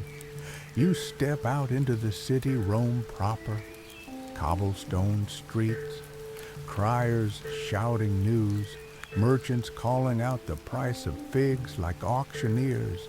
Chickens, it's bright, so bright. Your eyes squint against the sun like you've emerged from a chrysalis made of damp towels and philosophical yelling. People pass you by, some freshly bathed, like you others, dusty from the forum sandals, slapping scrolls under arms. You notice something strange. Everyone looks a little tense, less oiled, less amused, like they haven't just had a spiritual exfoliation from a man wielding bronze and good intentions. You carry the bathhouse with you now. Not just on your skin, which glows like a glazed amphora, but in your mind, in your posture, in the way you now instinctively check for feathers before sitting down. As you walk down the avenue, a merchant offers you a mirror for 1 denarius. You glance into the polished bronze. Is that? You look like a slightly bewildered senator who fell into a wine vat and emerged with opinions. It suits you. Someone calls out, Did you hear the latest edict?" You shake your head, smiling. "No." You say, "I've been in the baths." They nod, eyes wide with respect. Bath time isn't leisure, it's a lifestyle, a test of character, a rite of passage that includes oil wrestling, communal ear cleaning, and possibly spiritual trauma. You spot a shaded bench by a fountain and lower yourself onto it with the groan of someone who has wrestled in oil and lived to tell the tale. A small child near the fountain is using a sponge as a water toy. You flinch instinctively. Then you laugh, because somehow this absurd, intimate, inconvenient process has left you calmer than 100 naps. The bathhouse wasn't relaxing in the modern sense, but it worked. It churned you, roasted you, exfoliated you, and dumped you back into the street, a changed citizen. Across the square, you spot someone from earlier, the man who lost the dice game. He's now smiling, holding a honey cake, and talking to a flower vendor. No sandals in sight. Just a man who's made peace with his foot-based fate. You lean back, breathing in the warm Roman air. It smells like bread baking. and possibilities, and just a tiny bit like minty goat fat. As you sit on that bench basking in the fading Roman sun and the lingering scent of olive oil and herbs, your mind drifts back through the day's trials. The baths weren't just a place to clean, they were a microcosm of Rome itself, a tangled web of social rituals, power plays, hygiene disasters, and fleeting moments of peace. You recall the moment in the tepidarium when a group of men argued passionately about chariot races, their voices rising and falling like waves, the sharp scent of figs mixing with sweat and political intrigue. That was Rome in a nutshell, loud, messy, and fiercely alive. Remember the communal sponge, the tersorium. It's hard to imagine a more intimate, yet terrifying tool of cleanliness. And yet everyone used it, shared it, trusted it, or pretended to. The water it soaked in might not have been the cleanest, but it was the ritual that mattered. Sharing in the bathhouse was sharing in Roman life. Your mind drifts to the caldarium, the blazing heart of the baths. The heat was relentless, almost oppressive, yet it was the soul of the place, sweating out toxin secrets and maybe a little dignity. The scraping of the strigil, the ancient exfoliation that was both uncomfortable and oddly satisfying, reminds you how Rome embraced paradoxes. And then the politics, oh, the politics, naked senators trading whispered plots while their togas hung forgotten on hooks. You'd think that vulnerability would humble them, but no.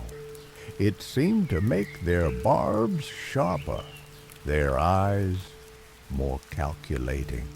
You smile thinking of the barber who trimmed your beard and told you the baths were holding the empire together.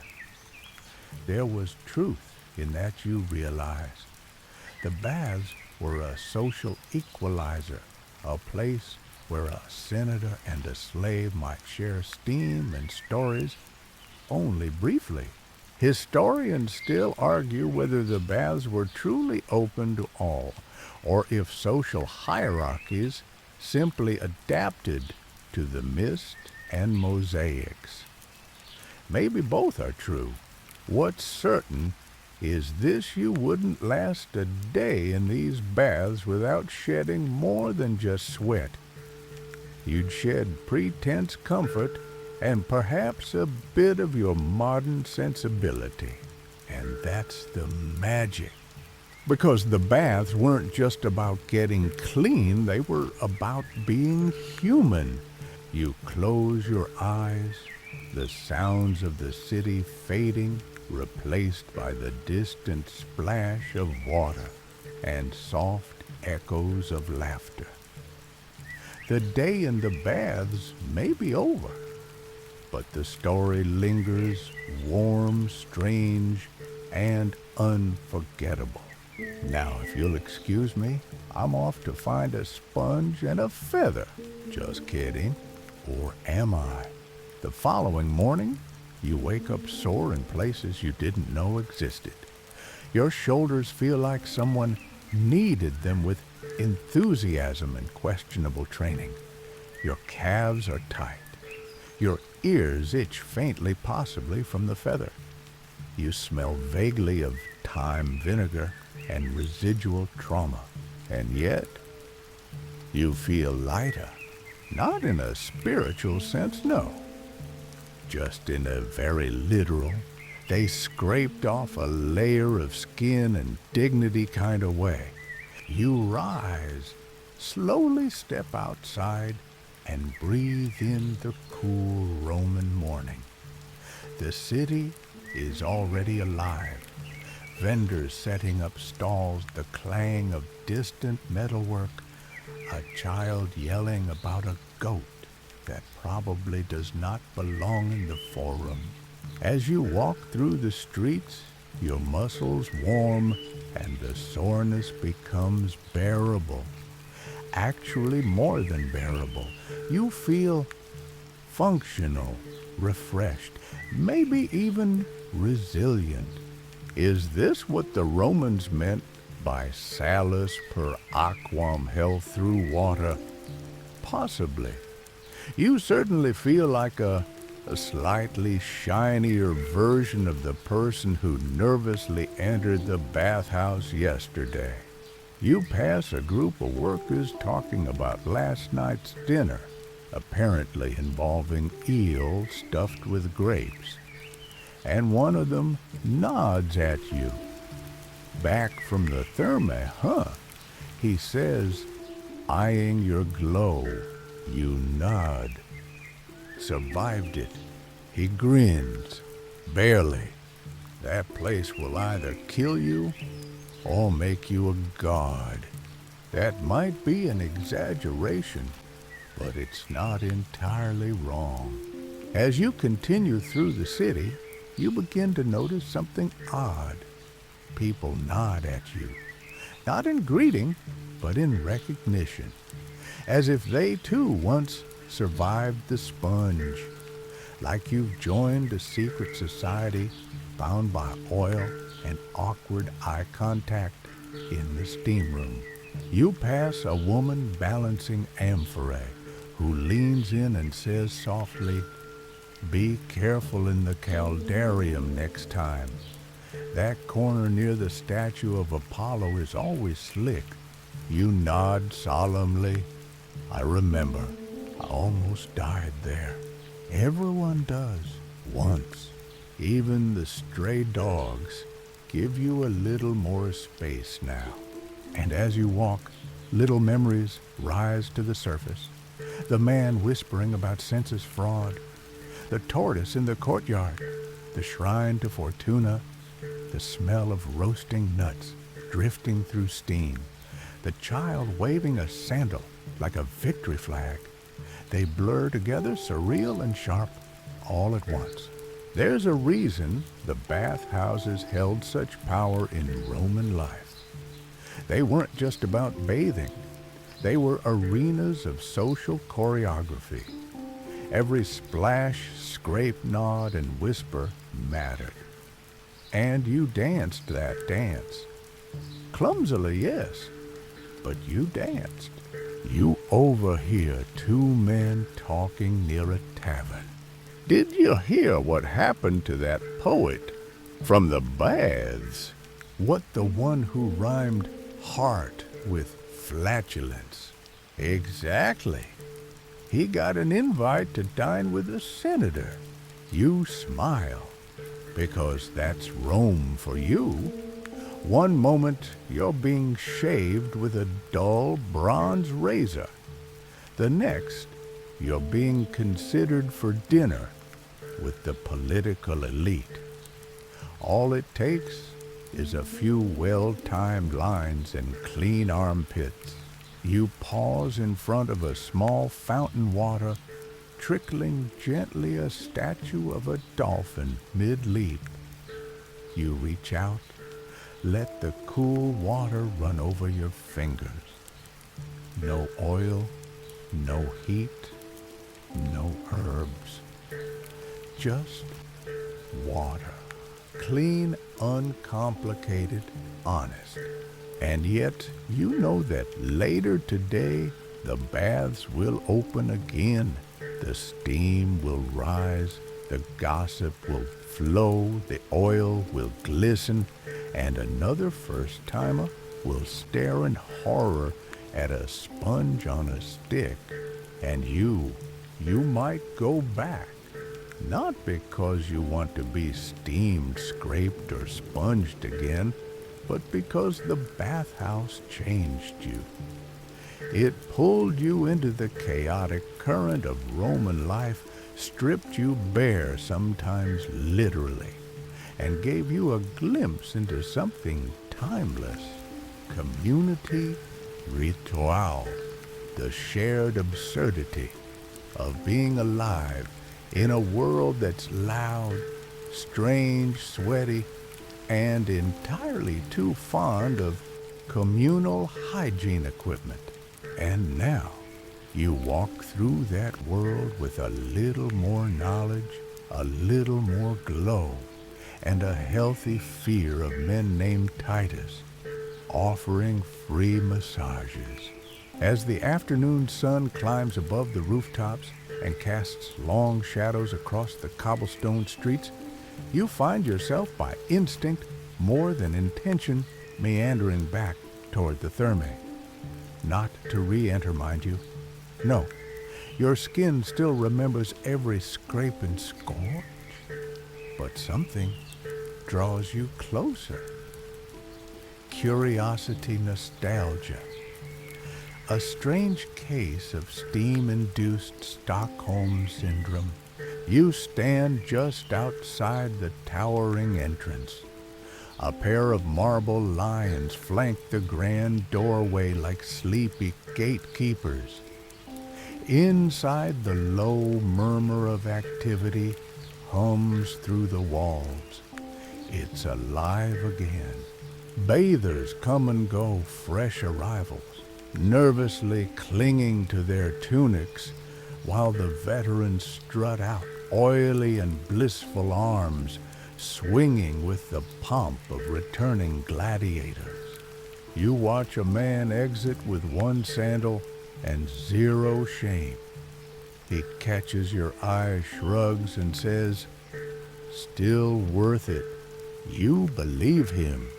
Back in the atrium, another cohort will be undressing clumsily, folding their tunics, and preparing to lose whatever dignity remains after their first cold plunge.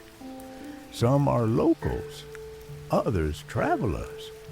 All are equals once the steam takes over. You think about the hierarchy of it all, the senators, the merchants, the freedmen, even the occasional soldier on leave, each with their own corner of the palaestra, their own rhythm through the rooms. And yet, no matter your title, nobody looks noble mid-strigil. That's part of what made it so strangely democratic. The baths, blurred lines.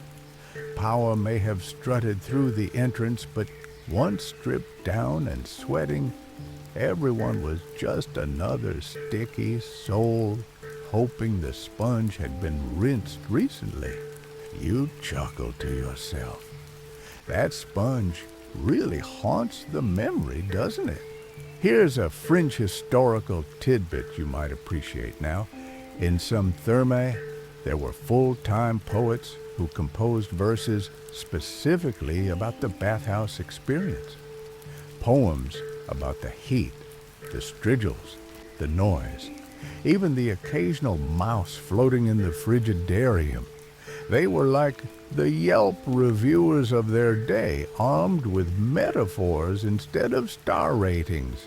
One particularly famous inscription at the baths of Caracalla read, "I came for peace and left a prune.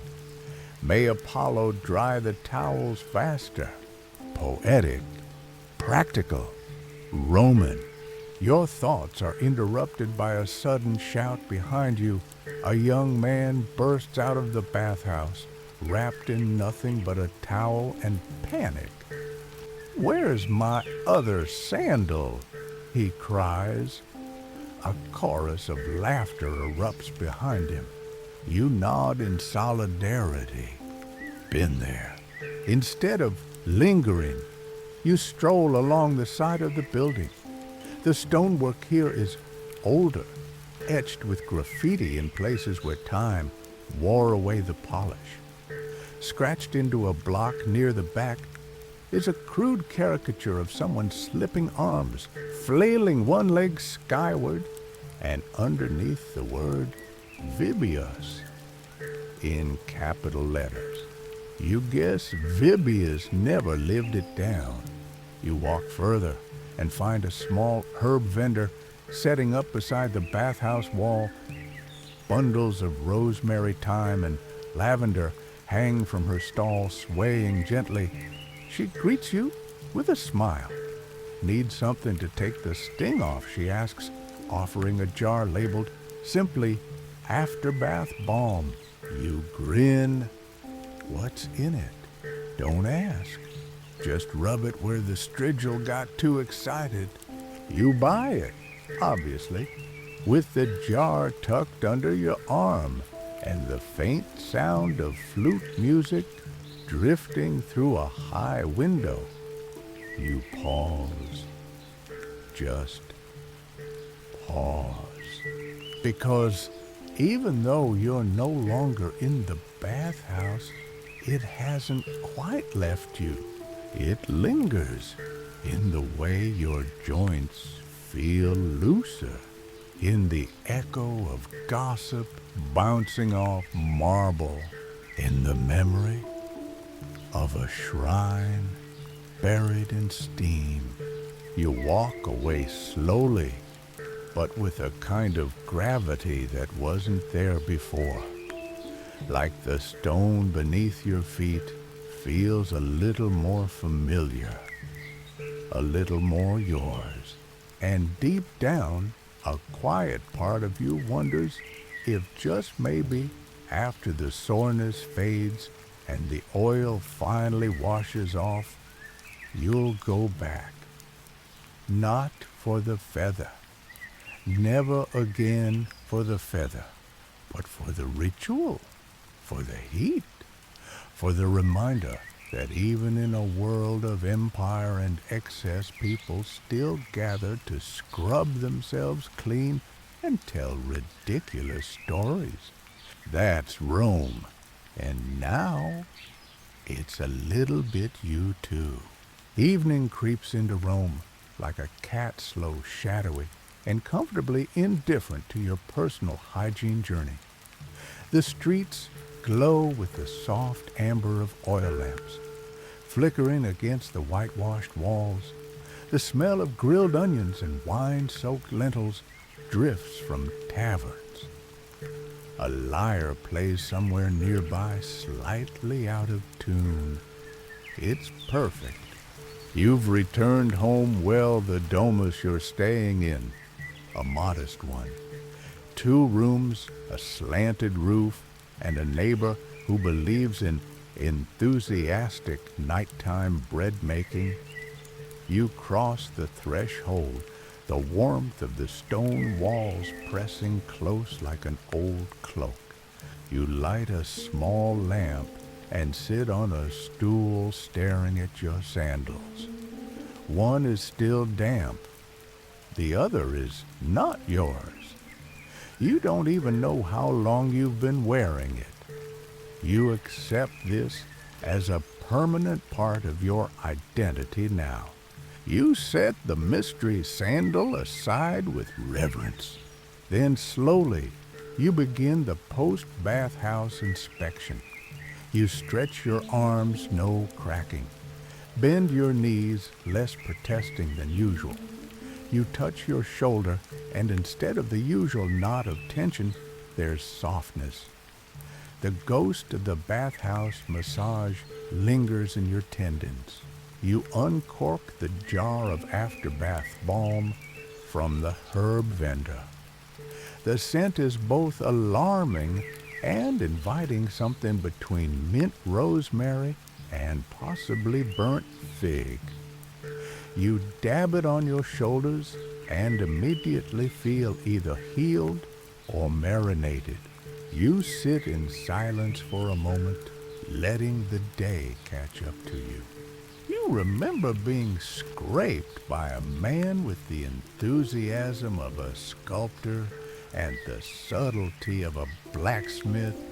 You remember sharing figs with strangers, being offered fermented goat's milk. You declined, and overhearing someone casually confess that they bribed a judge twice.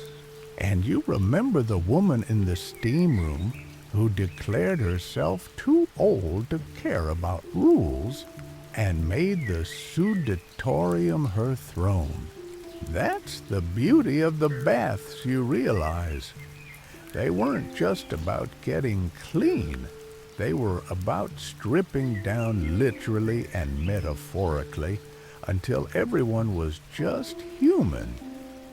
Wet, shiny, talkative humans with strong opinions on olive oil quality. You lie back on your sleeping mat. It's firm, a little lumpy, but it feels earned. Your fingers trace the edge of your belt, still damp, but at least it's your belt. You think of the shrine to Fortuna.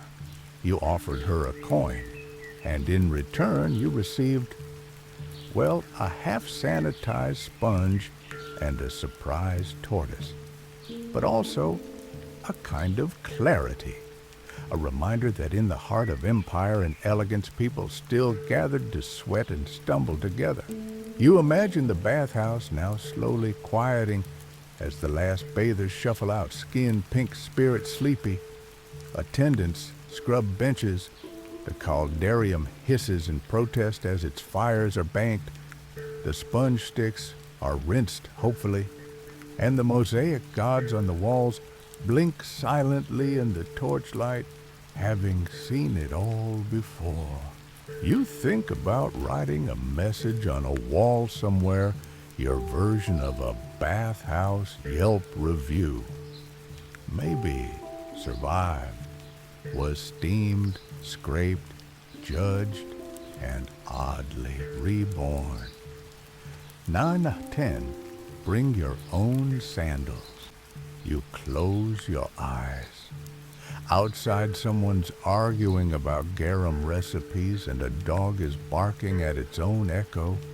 But inside, peace, olive-scented, rosemary-laced peace.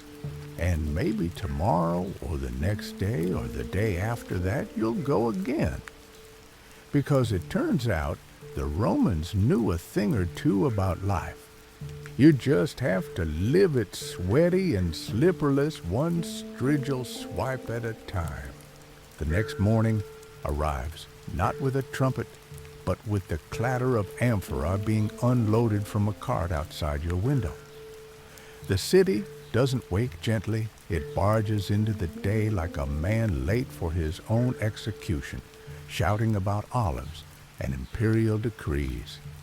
You sit up slowly, rubbing sleep from your eyes, and your first thought is you don't feel like you were trampled by a runaway chariot. Progress. Your skin still smells faintly of lavender and regret. There's a sheen to your forearms, either leftover oil or some kind of spiritual glow. Either way, you'll take it. You step outside, blinking against the rising sun, and join the morning traffic. Merchants are already shouting, scribes are already sighing, and children are playing something that appears to involve yelling spongia and running in circles. You're not sure if it's a game or a cry for help. You pause at a bakery for a small round of bread and a smear of date paste. The baker gives you a look.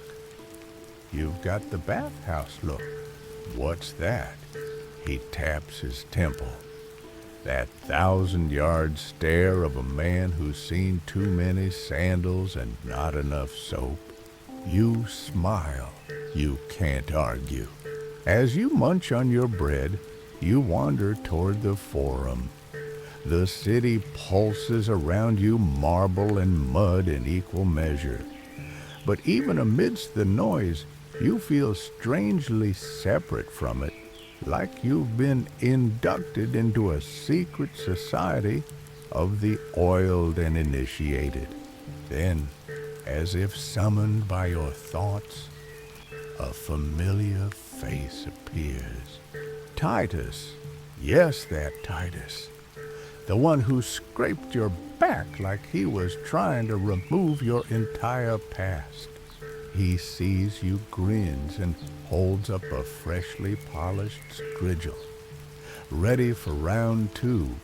You blink. You travel with that. Always. He beams. You never know when someone's pores need judgment. You manage a polite laugh and shuffle away. As you walk, you pass a small alley with a fountain trickling quietly in its shade. A woman is there brushing her hair, her skin shining like she's just stepped from the baths herself.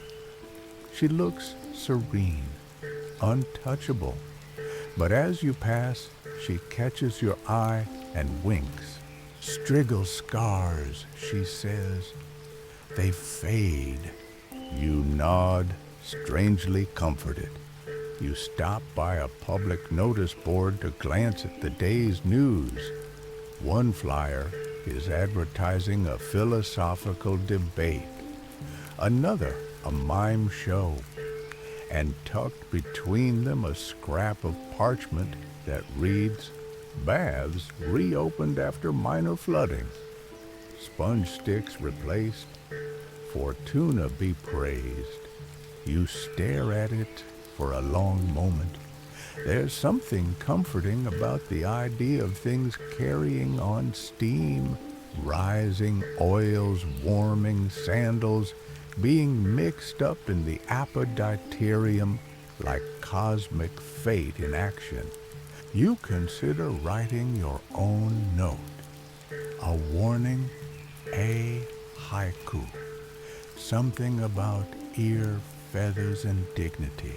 Instead, you just smile and walk on. As you pass the edge of the therme, you pause again, not to enter, but to listen. The faint echo of water being ladled, laughter, a splash, the murmur of 1,000 small stories being told over hot stones and cooler air. And then, like a signature on parchment, you hear it. Whose sponge is this? Ah, the circle of life continues. You stroll on lighter than you were yesterday. You feel taller, calmer, slightly more wary of barbers, yes, but also strangely grateful. The bathhouse didn't just clean you. It stripped you down, not just physically, but metaphorically. All your pretenses got boiled, scraped, and floated away with the rest of the day's grime. And now, as Rome unfolds before you again, you see it differently.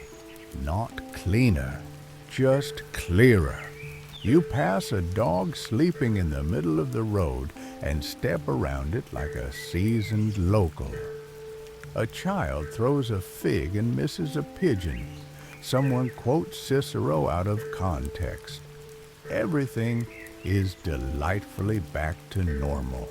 And you survived the baths. Barely. Beautifully.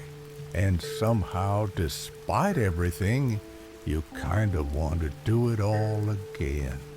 You continue walking, letting the rhythm of Rome carry you forward like a leaf, bobbing along an aqueduct. The city has its own hum cartwheels, clacking sandals, scuffing distant arguments about debt and destiny, but you hear it all differently now. You're not just in the city anymore. You're of it. The bathhouse did that. You pass a columned square where an orator is performing with wild hand gestures, shouting about virtue and glory, while a bored child mimics him behind his back. A small crowd claps politely, but most are there for the shade. You spot a familiar face in the audience, one of the men from the caldarium, still towel-scarred, now nodding solemnly at every rhetorical flourish. You're not sure if he agrees or just can't move his neck after yesterday's massage. At the edge of the crowd, a man opens a small scroll and starts reading aloud to no one in particular. Today, I was oiled and insulted. My sandals are gone. My soul is soft like cheese. Thank you, Rome. You blink. Was that poetry? The man finishes, bows deeply, and walks away. You're not sure if you should clap or offer ointment. Farther along the street, a group of bathhouse regulars are huddled around a game board scratched into the stone. They cheer as one of them lands a perfect throw, then boo when he performs a victory dance involving one sandal and questionable coordination. An older woman nearby yells, "I saw cleaner moves in the vomitorium." You're starting to appreciate Roman insults. You keep moving. Near the old basilica, a small market is setting up. One stall proudly displays amphorae of bathhouse oils. Another has hand-carved strigils, some inlaid with mother-of-pearl, one shaped like a dolphin, and one that simply says, "Best scraper in Rome." You wonder if there's a ranking system. A vendor calls to you. You look polished. Olive blend, goose fat special. You wave him off. Still soaking? He laughs. "Ah, fresh from the furnace. Tell Fortuna she owes me a new spine." And suddenly you realize you know the rhythm now, the shorthand, the in-jokes of bathhouse survivors. You could write a small glossary, strigil silence, that look two people exchange when they remember exactly how painful the scraping was. Sponge gaze, the haunted 1,000-yard stare of someone who's held a communal cleaning implement and lived to tell the tale. Caldarium regret, the moment you realize you should have stayed in the tepidarium. And of course, olfactory betrayal. When someone forgets that scented oil isn't a substitute for actually rinsing, you turn into a quieter lane now, where fig trees lean over stone walls and the shadows stretch lazily. A boy rides past on a donkey that looks like it's reconsidering its career. A woman hums while hanging laundry. The world has slowed. And here, in this calm, you stop, because resting on a small pedestal by a fountain is something unexpected. A tiny offering table, a few dried flowers, a fig, and a coin. Beside them, carved into the stone, are the words, "To the gods of water warmth and mild humiliation." You laugh softly. Someone else understands. You drop a copper coin beside the others, not as an offering, more as a nod, an acknowledgement that in the great bathhouse of Rome, you are now both bather and believer. You lean on the edge of the fountain, letting the water trickle over your fingers. It's cool, clear, honest, and it reminds you of the last plunge into the frigidarium, how you emerged shivering and blinking, but somehow newer, not cleansed, just peeled back closer to yourself. Rome is still Rome. Loud, sweaty, wild, but now you carry it in your skin like steam and stone. And in a city that never stops spinning, where emperors' rye sandals vanish, and sponge sticks are passed from one shaky hand to the next. This oddly feels like peace. Later that evening, as the glow of the Roman sun fades to a coppery hush, you find yourself wandering again, not by necessity, but by habit. Your legs lead you lazily through alleys where the stones remember Caesar's sandals, past shuttered shops still humming with the warmth of the day. You round a corner and spot it. A different Thermae, smaller, quieter. No marble lions, no proud columns, just a faded mosaic of dolphins above the entrance and a gentle curl of steam escaping from a tiny vent in the roof. It's a neighborhood bathhouse, humble, probably family run. No statues of gods watching you undress. No senators barking about grain tariffs. Just warmth water and the promise of a less dramatic sponge. You hesitate.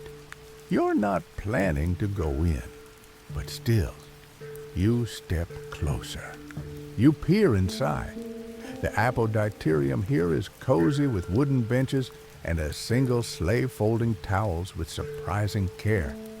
An elderly man adjusts his tunic, humming a lullaby. A girl sits beside her grandmother, giggling as she's wrapped in a too-big towel. It's peaceful. Less empire, more community. There's something deeply human about it. You step back into the alley. The steam curls toward the sky, joining the dusk, disappearing somewhere among the rooftops. Here's a thing historians don't often mention. Bathhouses weren't just about hygiene or politics. They were the glue, the place where Rome complicated, chaotic, contradicting Rome came together. Every splash, scrape, and shout was a heartbeat in the city's daily rhythm. You keep walking now alongside the Tiber. The river murmurs softly. A barge creaks in the distance. You stop by the water and breathe in the scent of wet stone and evening figs. You think of everything you've learned, not just about Roman bathing, but about being Roman. You've learned how to sit still with strangers and how to laugh while barely clothed, how to breathe through smoke and vinegar, how to endure a foot massage so intense it bordered on religious, how to lose your sandals and your shame in the same afternoon. And you've learned that being clean, really clean, is more than skin. It's letting go of your stiffness, of your ego, of your belief that you're above a little oil and discomfort. The baths don't just wash the body, they reveal it. And in doing so, they reveal the you beneath the dust and distraction. The simpler, slipperier you. You remember the final dunk in the frigidarium, the shock, the breathlessness, the quiet afterward, and suddenly you realize something. That silence wasn't emptiness. It was clarity. The city begins to glitter now, lamps-lit windows, glowing voices rising in evening chatter. Somewhere someone is singing, probably off-key, probably with wine in hand. You head back to your lodgings, sandals, finally dry, spirits unexpectedly high, and tucked in your satchel, still sealed with a bit of wax and rosemary sprigs, is the jar of balm from the vendor. You haven't needed it today, but you keep it because part of you knows this bathhouse story isn't over. You'll return not just to the steam and strigils, but to the ritual, the rhythm, the ridiculous beauty of it all. Because deep down, you've become something else now. Not just a traveler, not just a survivor, a Roman bather. You awaken the next morning not to chaos, but to calm. The city outside hasn't changed. Rome is still Rome, but inside you something has shifted. You feel settled, centered, like your insides were reorganized during a scrub down and then gently steamed into place. You stretch, yawn, and pad to the small basin in your room to splash water on your face. It's cool and quiet, none of the drama of the frigidarium, none of the scented oils, none of the communal commentary. Just you, water, and a moment of solitude. And yet, you kind of miss it. You run a finger across your collarbone, smooth, no oil residue, no powdered rose petals, no rogue goat hair. It's almost disappointing. You step outside and wander to the nearest food vendor, a cheerful woman hawking warm flatbreads and fried chickpeas. She eyes you curiously. You were at the Thermae, weren't you? You blink. Yesterday, yes. She nods. I knew it. You have the expression. What expression? She leans in. The I've seen too much but would go back tomorrow look. Fair.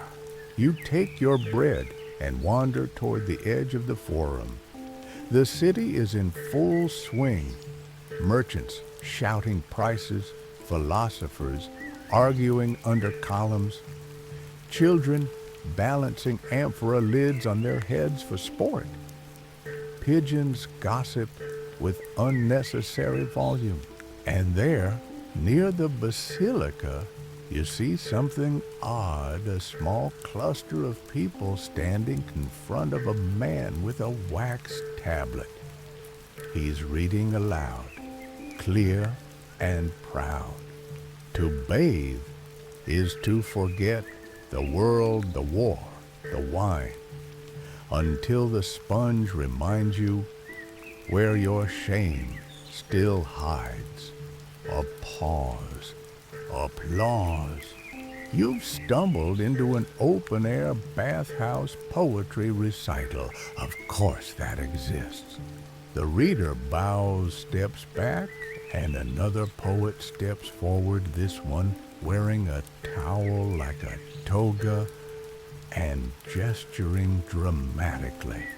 They said the strigil was gentle. They lied. I emerged a new man, mostly because the old me stayed behind on the floor. More applause. Someone offers you a scroll and a quill. Care to share? You decline for now. But the idea lingers. A poem, a reflection, a warning, a love letter to absurdity. Maybe one day you continue walking, nibbling your flatbread, passing familiar places, the alley where you bought the balm, the stall with the olive oil. You didn't trust the mural of the man slipping next to the word Vibius. And then you turn a corner and stop. Because in front of you, lying beside a sleeping dog, is your missing sandal. Just there, abandoned, forgotten, glorious, You pick it up.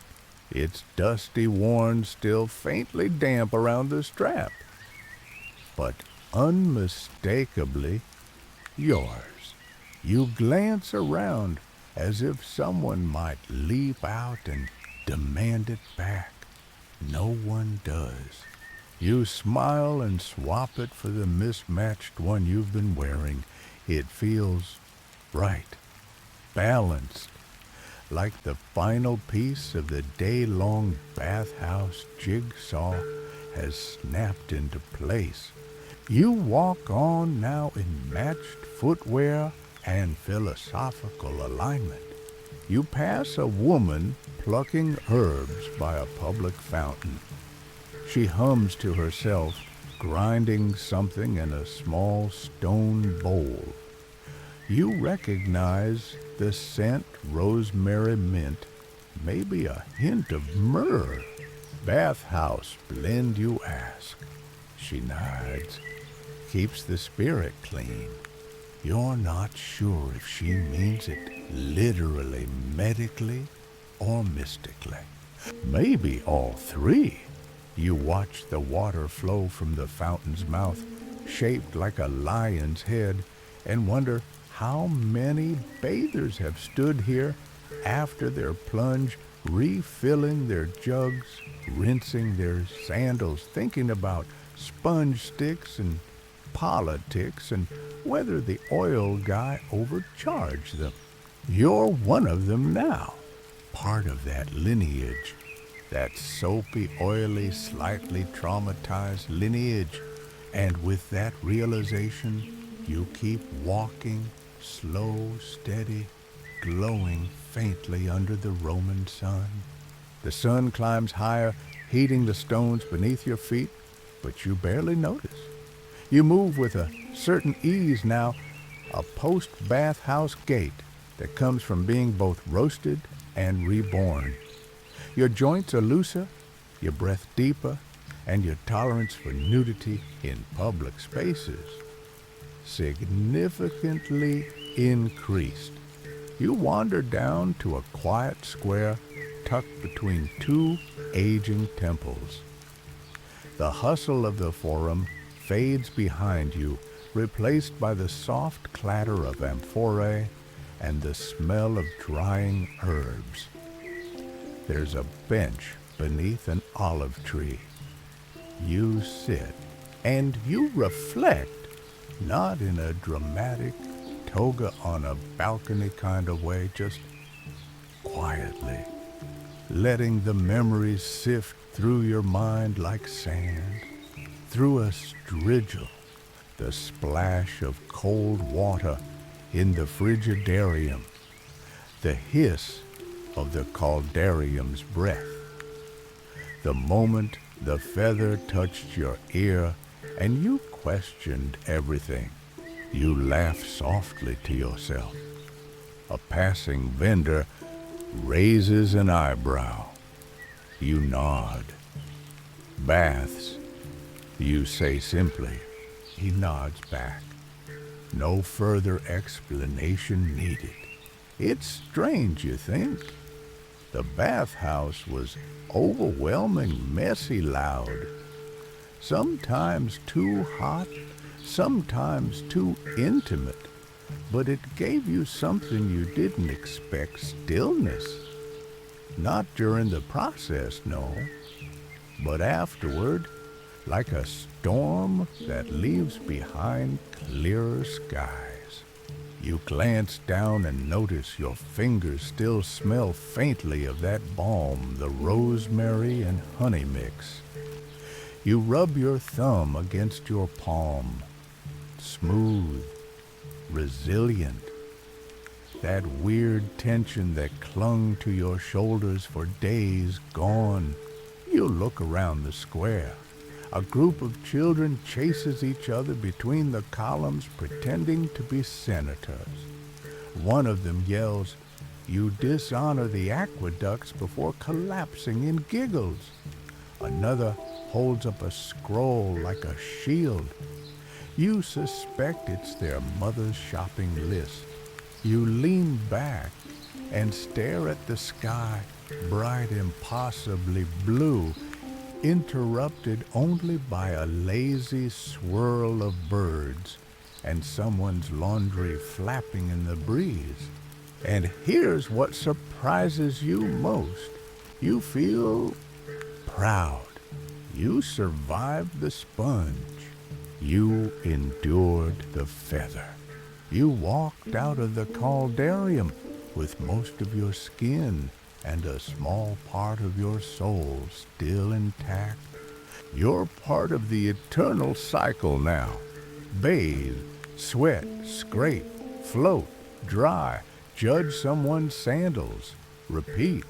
You rise from the bench and begin to walk again, slower this time, not toward anything specific, just letting the city carry you. Eventually, your feet take you to the edge of a public garden. There, under the shade of cypress trees, is a wall covered in graffiti. Not angry scrawls or crude images, well, okay, a few crude images, but mostly notes. Messages, scribbles from bathhouse veterans like yourself. One reads, "If I must sweat, may it be in time." Another, "To the man who stole my towel, I hope the strigil scraped your pride." And your favorite so far, "She kissed me after I was scrubbed." Thank you, Titus. You find a bit of space and think for a moment, then, with a piece of charcoal left on a nearby ledge, you write, "Cleanish, scraped, enlightened. 1010 would dunk again." You step back and smile. Rome is a lot of things. Chaotic, majestic, exhausting. But it knows how to clean a person right down to their bones and fill the cracks with stories. You leave the garden and make your way home as the sun begins to drop. The air cools. The scent of dinner wafts from open windows, stewed lentils, garlic, maybe a hint of overzealous fish sauce. And when you pass a group of strangers standing outside a bathhouse, hesitating at the entrance, unsure whether they're ready to face the steam, the scrape, and the sponge, you give them a simple nod. That universal Roman look, the "you'll make it, but you might not come out the same" look. They nod back and then disappear inside. Night falls with a hush, as though Rome itself is catching its breath. The market stalls have closed, the amphorae are stacked, and the arguments, at least for now, have been paused, suspended somewhere between "the gods demand it" and "your cousin still owes me grain." Lamps flicker to life one by one, casting warm halos onto alley walls. The city is winding down, but the bathhouses, some are still open. You stroll past one, its doorway glowing steam, curling lazily into the dark. Laughter echoes faintly from within. A splash, a whistle, the sharp clang of someone dropping a strigil, followed by an apologetic, "My foot, that was my foot." You smile. The night shift has begun. Rome doesn't stop being Roman when the sun sets. It just gets quieter, sleepier, softer. You pass a tavern, its open shutters glowing like a hearth. Inside, a man barefoot and still slightly damp stands dramatically in the center of a small circle. He's holding a sponge like a prop, gesturing grandly, And then she looked at me and said, "That's not your sandal." The room erupts in laughter. You nod invisible and in agreement. There is you now realize an entire genre of bathhouse storytelling. And you're part of it. You round another corner and find a small crowd gathered under a portico, sitting on low stools, passing around cups of honeyed wine. A woman in the center is reciting, "The oil was warm, the steam divine, but why must strangers rub my spine?" Someone claps. Someone else snorts into their cup. You find a space near the edge of the group, careful not to disturb a sleeping cat sprawled across a mosaic floor. You listen. Another man takes the center. He clears his throat dramatically. "I entered proud, I left unsure. The sponge was shared, the trauma pure." Roars of approval. A second poet leans in from the shadows. "In silence I sat, in heat I fried. My neighbor's elbow grazed my side." You don't need to hear the rest. You've lived it. It's a strange kind of camaraderie, not forged in fire or war, but in steam and awkward nudity. And somehow that makes it more honest. There's something about being slippery and stripped of ego that turns people into better versions of themselves, at least temporarily. Eventually, someone asks, "Anyone else want to share?" All eyes drift lazily across the group. Some shake their heads. Some pretend to be very interested in their sandals. But you clear your throat. They look up. You rise slowly, stepping forward. Then softly, "The caldarium boiled me.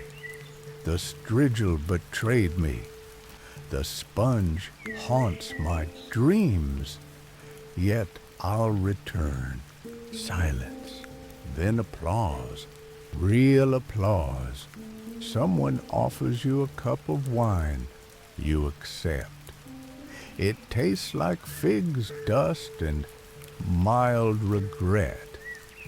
Perfect. You sit back down, warmed not by steam, but by something quieter recognition. Everyone here has been through it. The oil, the feather, the suspicious side-eye from a towel attendant. You've all emerged from the therme, a little redder, a little shinier, and weirdly a little wiser. As the gathering drifts apart, you walk the final stretch home, wine-tinged and smiling. You catch your reflection in a darkened window tunic, slightly askew hair still carrying the memory of rosewater sandal straps, uneven, but yours. You look tired and triumphant. The streets are mostly empty now. Just the occasional torchlit patrol, the whisper of wind between marble columns, and the murmur of a city about to dream. At your door you pause. You look up at the stars, and for no particular reason, you whisper, "Thank you for tuna. Maybe for the sandal. Maybe for the sponge. Maybe just for letting you leave with your eyebrows intact."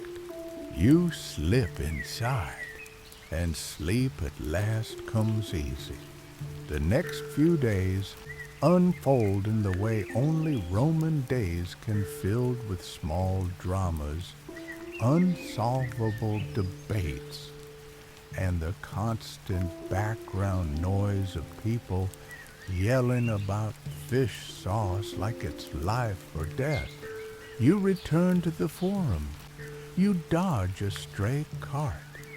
You watch a pair of philosophers argue so intensely about fate that they walk into the same olive tree.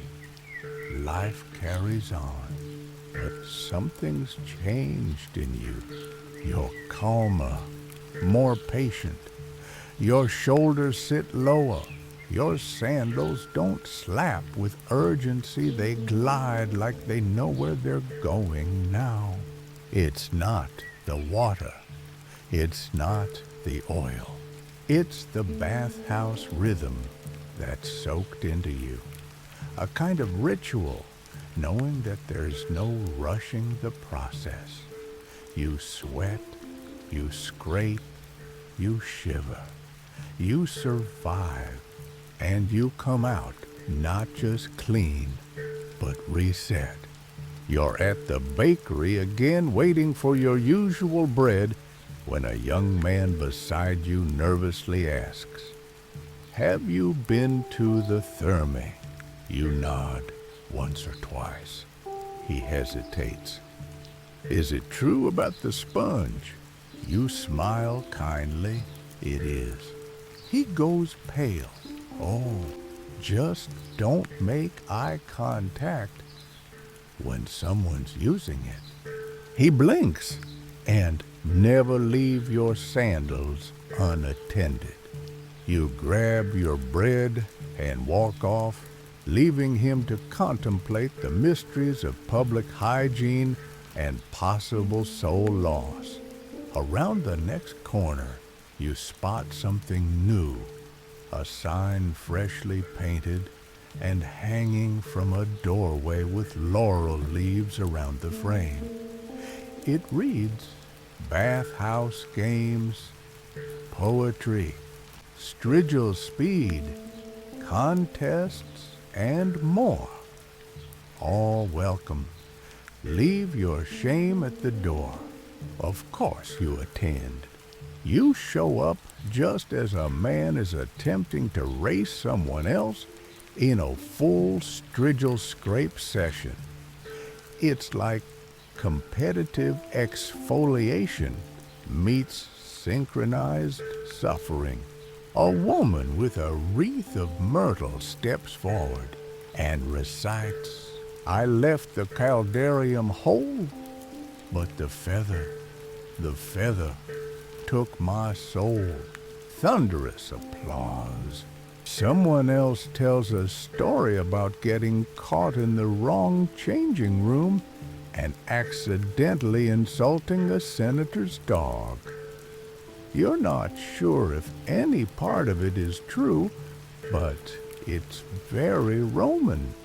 You're pulled into a game of Name That Oil, where you must identify which scent is which based on tiny cloths. You get half right. You're told you smell like sorrow and time. You accept the compliment, and then the final event, tunic wrapping under pressure.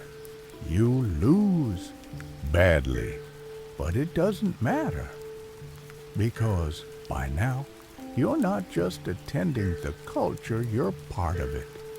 The rhythm of it, the humor, the humility, the bizarre communal joy of it all. One poet older, with eyes like olive pits, leans in after the event and says, "You've got it now." Got what? The glow. The bathhouse glow. It's like wisdom, but damp. You nod. That sounds right. As the crowd disperses, you walk slowly through the cooling air. Lamps are being lit again. The day is winding down. You pass the same fountain where you once saw your missing sandal reappear. It's still there, gurgling. A new offering has been left, an old strigil bent, worn laid carefully beside a dried fig and a small scroll. Curious, you peek at the scroll. It reads, To all who enter oily and afraid, may your towel be dry, your gossip gentle, and your feather optional. You laugh quietly and place a small coin beside it. A thank you to the gods, to Fortuna, to Titus, who may or may not be scraping someone right now with loving vengeance. You head home with soft steps and softer thoughts. The baths are behind you, but not really, because once you've lived the ritual, once you've tasted the sweat of strangers, floated in silence, and been spiritually exfoliated, you don't leave the bathhouse. It stays with you, a sheen, a hum, a memory, still warm. As the week wears on, you notice at everywhere subtle signs that you've become something of a veteran in the world of Roman bathing. It's in the way your body automatically braces at the mention of caldarium. It's in how you can now distinguish between 5 kinds of olive oil by scent alone. It's in the way people give you a knowing nod when you shift your tunic and mutter, "Strigil burn." You're marked in the best possible way. You now walk with that rare posture of someone who has wrestled with public nudity and lived to speak about it in poetry. One morning, while strolling past the markets, you're flagged down by a group of travelers. They're clearly fresh off a boatskin, pale eyes wide, clutching their tunics like life preservers. You look experienced, one of them says hesitantly. "We're going to the baths." The big one, the one with columns and statues. "Caracalla, you ask?" They all nod, terrified. You consider your words carefully. Should you tell them the truth about the sponge, about the deafening echo in the tepidarium, about the haunted sandal? No. You smile gently and say, "Just remember, don't skip the cold pool. And if someone offers you a snack in the steam room, take it. Trust me." They look unsure but grateful. You wish them luck, and silently Fortuna's favor, you walk on but not aimlessly. Know today you have a destination. A small scroll shop at the edge of the forum, run by a quiet man who smells faintly of ink and judgment. You step inside and are immediately surrounded by parchment wax tablets and a scroll titled Cicero's Guide to Loudly Winning Arguments. "Back for more?" the shopkeeper asks, arching one brow. You nod. "I'm writing something." He gestures to the back where a scriptorium waits sunlight, spilling across worn desks, reed pens, and little pots of black ink. You sit, unroll a fresh sheet, and begin. Why you wouldn't last a day in ancient Rome's public baths, a memoir in steam oil and questionable hygiene. You pause, smiling, then continue. You write about the apoditerium, the first brave step, the panic of the cold plunge, the glory and horror of the communal sponge, the oil, the scraping, the politics whispered through steam, the sandals lost and found again, You write about the poetry nights, the strigil games, and the balm sellers with wisdom in their wrinkles. You write about Fortuna's shrine and the old woman who marched into the men's steam room and dared anyone to stop her. You even write about the tortoise. By the time you finish, the sun has dipped low, the ink has dried, and you sit back with the quiet pride of someone who has lived a tale worth retelling. A shop assistant offers to bind your work with twine and wax. You accept. You leave the scroll at the counter with a note. For the next traveler, may they emerge equally confused and cleansed. Back in the street, the city is once again glowing. Rome is always lit from within by torches, by echoes, by memory. You pass a group of children reenacting the baths.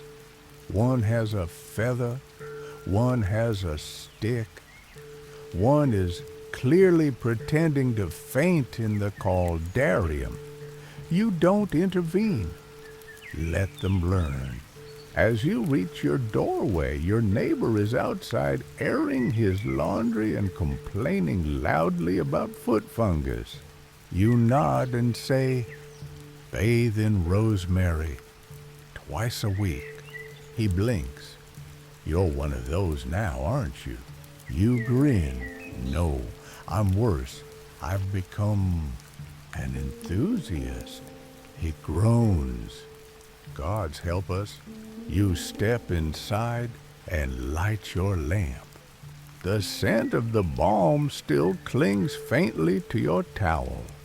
And as you lie down, your mind already wanders back to the mist, the noise, the blessed cool of the frigidarium, and the gentle scraping of everything that wasn't essential. You sleep like someone who has been boiled, scrubbed, and laughed back into place. And the sponge, well, the dreams are mostly sponge-free now. The next morning dawns with that golden Rome light that makes even cracked plaster glow like divine architecture. You rise with less groaning than usual. No sore knees, no stiff back, no ghost of a strigil-induced knot in your shoulder. You feel functional, which in this city qualifies as blessed. You eat breakfast bread, olives, and a fig that might have passed its prime but still insists on being sweet. And you think maybe today's the day you go back. Not out of obligation, out of curiosity, out of ritual, out of the strange, inexplicable yearning that strikes when your skin has gone more than 48 hours without being oiled and judged. You gather your things, your towel, your sandals, your fresh tunic. You pack your own sponge. You're not going feral again. As you step out, the street greets you with the usual cast of characters, the man who sweeps the same 3 stones every day, the boy chasing a chicken in increasingly innovative directions, the couple arguing over whether figs count as a vegetable. You walk with purpose. The city parts around you like you belong, because you do now. You're not just in Rome. You're a thread in its linen, a ripple in its bath water. When you arrive at the Thermae, the attendant doesn't even blink. He nods. "Welcome back." You pause. "How did you?" "You've got the glow," he says, already handing you your token. The tessera feels heavier than last time. Or maybe your hand feels steadier. You walk through the changing room with a small secret smile, and this time, when you disrobe it, doesn't feel like exposure. It feels like return. Like slipping back into a version of yourself you left behind last week. You move from room to room now with rhythm. You know the order, the temperature shifts, the etiquette. You nod to familiar faces, the man with the suspicious laugh in the tepidarium, the woman who always carries two sponges, one for her judgment.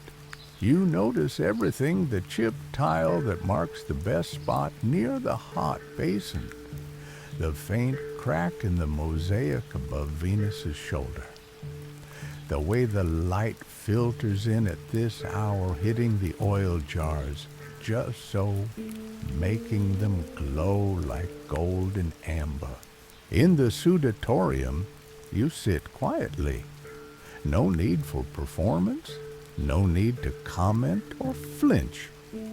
You let the steam wrap around you, not like a force, but like a friend. And there, in that perfect silence between sighs, a young man beside you whispers, "Is it your first time?" You smile, "No." He nods.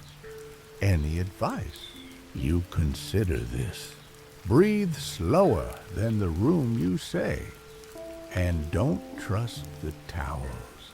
He laughs, a nervous kind of laugh, the kind you had not long ago. In the frigidarium, you don't hesitate.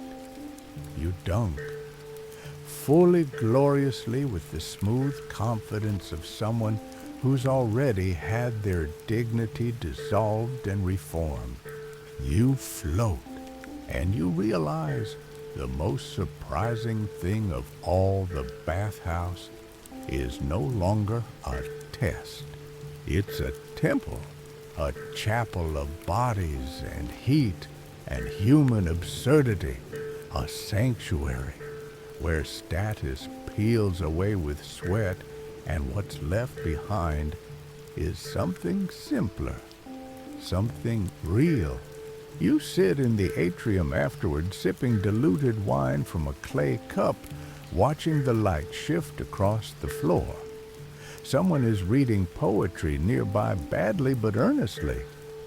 Someone else is trimming their toenails with a small bronze blade that looks more appropriate for trimming olive branches. No one flinches. This is normal. A man stands dramatically and recites, "In the baths, I met a god. He offered me oil. I took it, and he charged me double." The room laughs. You do too. Later, you towel off in a corner of the apoditarium, careful to check for your belongings. Your sandals are where you left them. Your tunic is not damp. Fortuna smiles. You exit into the cooling afternoon light, body warm, mind softer, the city folding around you like a worn blanket. You are cleaner now, but not just on the outside. You've been softened, polished, reminded that even here, in a city that builds empires with one hand and drops sandals with the other, there is time for stillness, for steam, for stories, and you are now full of them. You walk home slowly, feeling the day settle into your limbs like cooled marble, solid-shaped and faintly fragrant. The sun has begun its descent, casting long shadows and turning Rome's dusty stone to amber. You pass familiar faces, but no one sees you the same way. You're no longer just someone in the crowd. You're a person who bathes, not just in the mechanical sense, but in the Roman way, the sacred way, the ridiculous, ritualized, deeply human way. You've returned, and that makes you one of them now, an insider of the Thermae. And with that status comes a gift perspective. You begin to see bathhouse veterans everywhere. The relaxed posture, the oiled glow, the faint expression of someone who has survived both a political debate and a blistering steam session in the same hour. A woman passes by you holding a tiny jar of eucalyptus paste and a slightly smug smile. A man at a fountain is carefully wiping his strigil dry with reverence usually reserved for sacred scrolls. Children play nearby, pretending to argue over who gets to sit closest to the caldarium. You pass a merchant selling bath slippers, soft leather soles with comically overbuilt straps. For maximum dignity and minimum fungus, he promises. You almost buy a pair just for the slogan. Later, while perched at a corner wine stall sipping a diluted red and pretending to read a scroll you're really just using as a napkin, you overhear a conversation between two older men. They're not discussing politics or gladiators or the price of garum. They're arguing about bath sequence. First, the caldarium. Then the tepidarium, one insists. Madness, says the other. The body must ascend in temperature. To jump straight into heat is to risk internal rebellion. You smile into your cup. Scholars still argue about that too. Even in modern texts, historians debate the proper Roman bath order. Was it frigidarium first to brace the nerves, or caldarium to break the sweat early? The truth is, it didn't matter. What mattered was the ritual, the doing, the sweat, the scrape, the steam, the surrender. And you've found your rhythm. You've even caught yourself developing preferences. You like the second marble bench in the caldarium, the one that doesn't scald your thighs on contact. You know which corner of the frigidarium gets the least splashback from over-enthusiastic dunkers. You've memorized the scent of "don't trust this oil" versus "this oil contains time and salvation." And more than once, you've helped a nervous first-timer through the changing room. It's fine, you tell them. Everyone's awkward, especially the ones who pretend they're not. They laugh, you nod. A silent rite of passage. You're back on your street now. You pass your neighbor once again, hanging damp laundry that probably hasn't seen real soap since Saturnalia. He sniffs and says, "You've been bathing again." You pause. Is that judgment or jealousy, you ask? He grins. Little of both. You step inside your home, now instinctively aware of how much steam your walls can handle before you fog your lamp. You light it anyway. The room fills with golden glow. Your scrolls rest neatly on the shelf. The jar of balm waits on your table like a loyal dog. And tomorrow, you'll go again. Because what started as a bizarre civic hygiene requirement has become something else entirely. A compass, a meditation, a reminder that in a world of emperors and chaos and sandals that vanish in the night. There is still a place where you can sweat out the nonsense and be remade quietly, communally, completely. The next morning, you wake not with urgency, but with purpose. Your body feels lighter, not just in the aftermath of a good bath way, but in a deeper sense, like something has been filed down, reshaped and sealed in olive oil.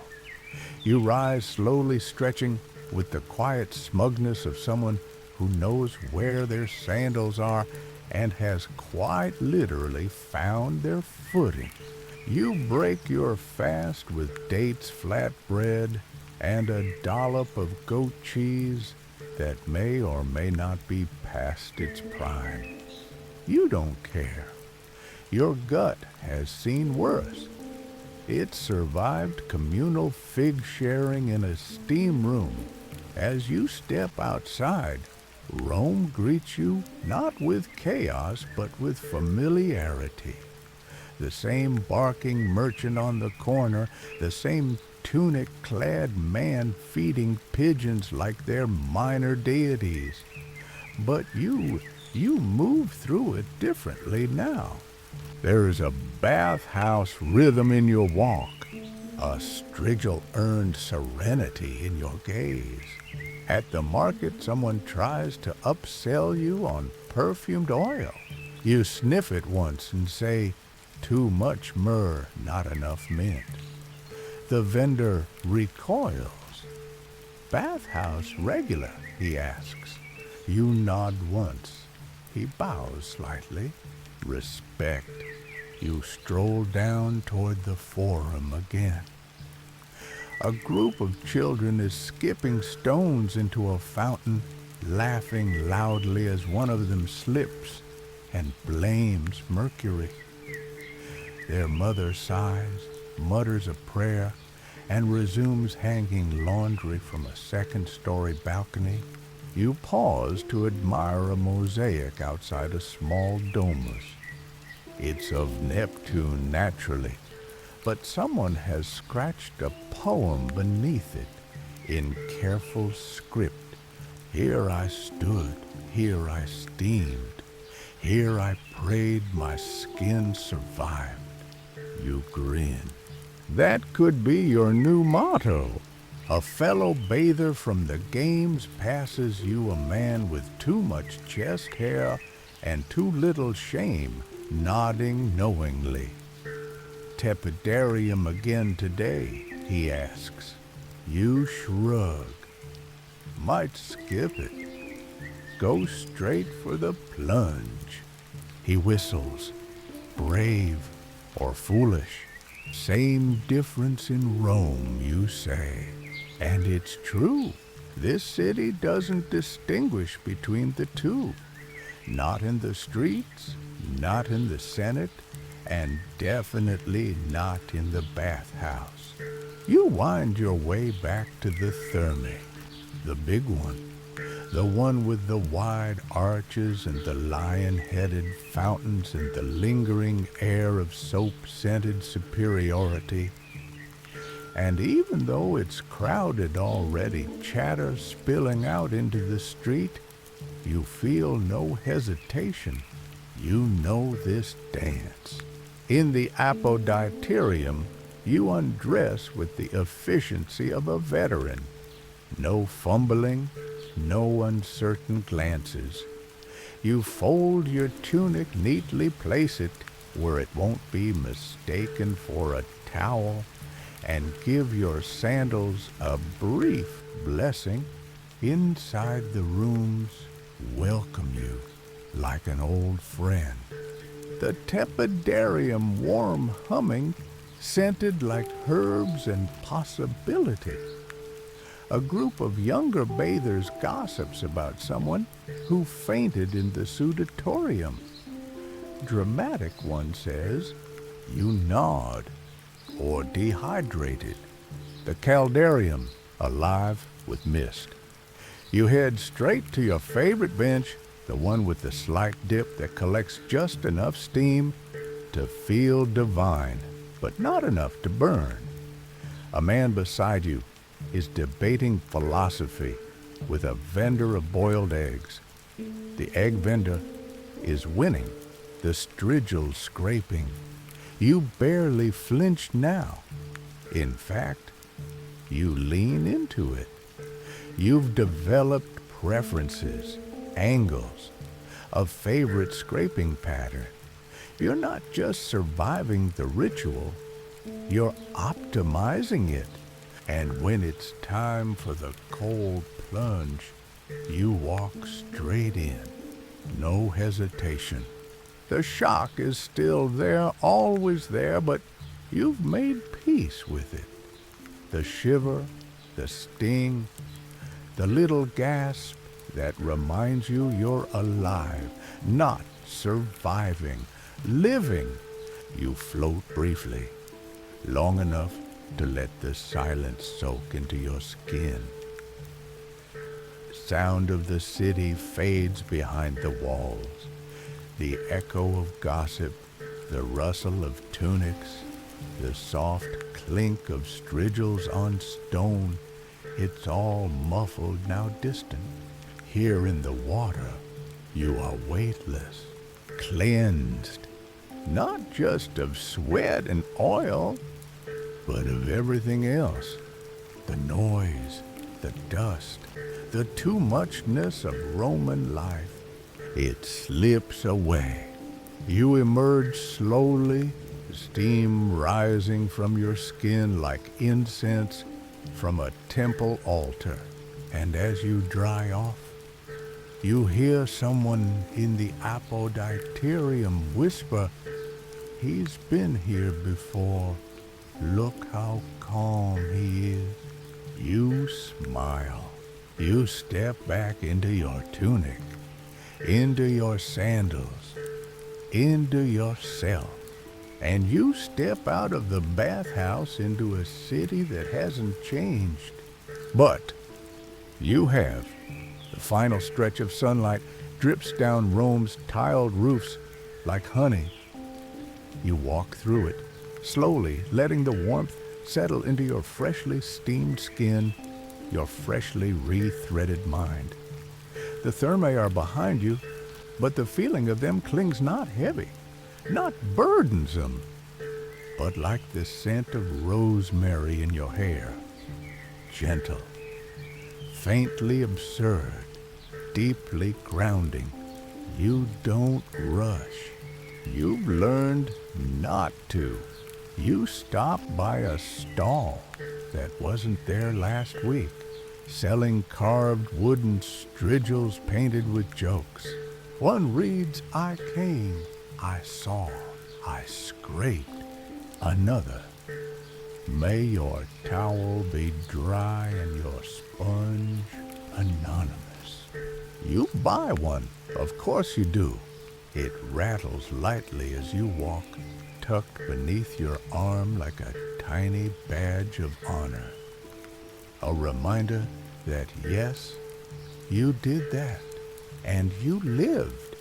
You pass by the fountain you've come to know well. A woman crouches beside it, rinsing herbs. Two children use the edge as a stage to retell their bathhouse visit as a dramatic tragedy. One moans and clutches his chest.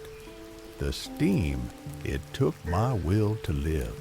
His sister dumped a ladle of cold water on his head. There, you're healed. You don't interrupt. They're learning the rhythm too.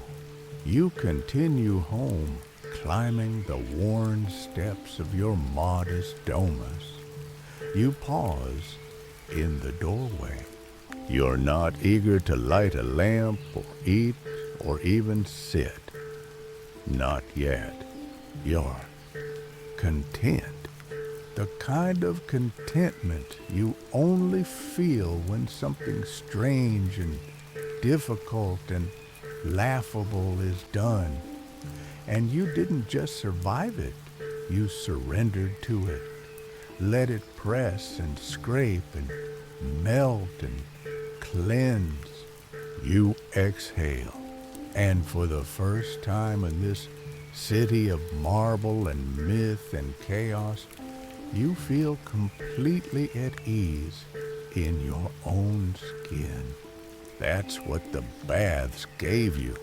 Not just a cleaner body, not just smoother arms or degoated feet, but space and silence and the unexpected gift of clarity earned through discomfort.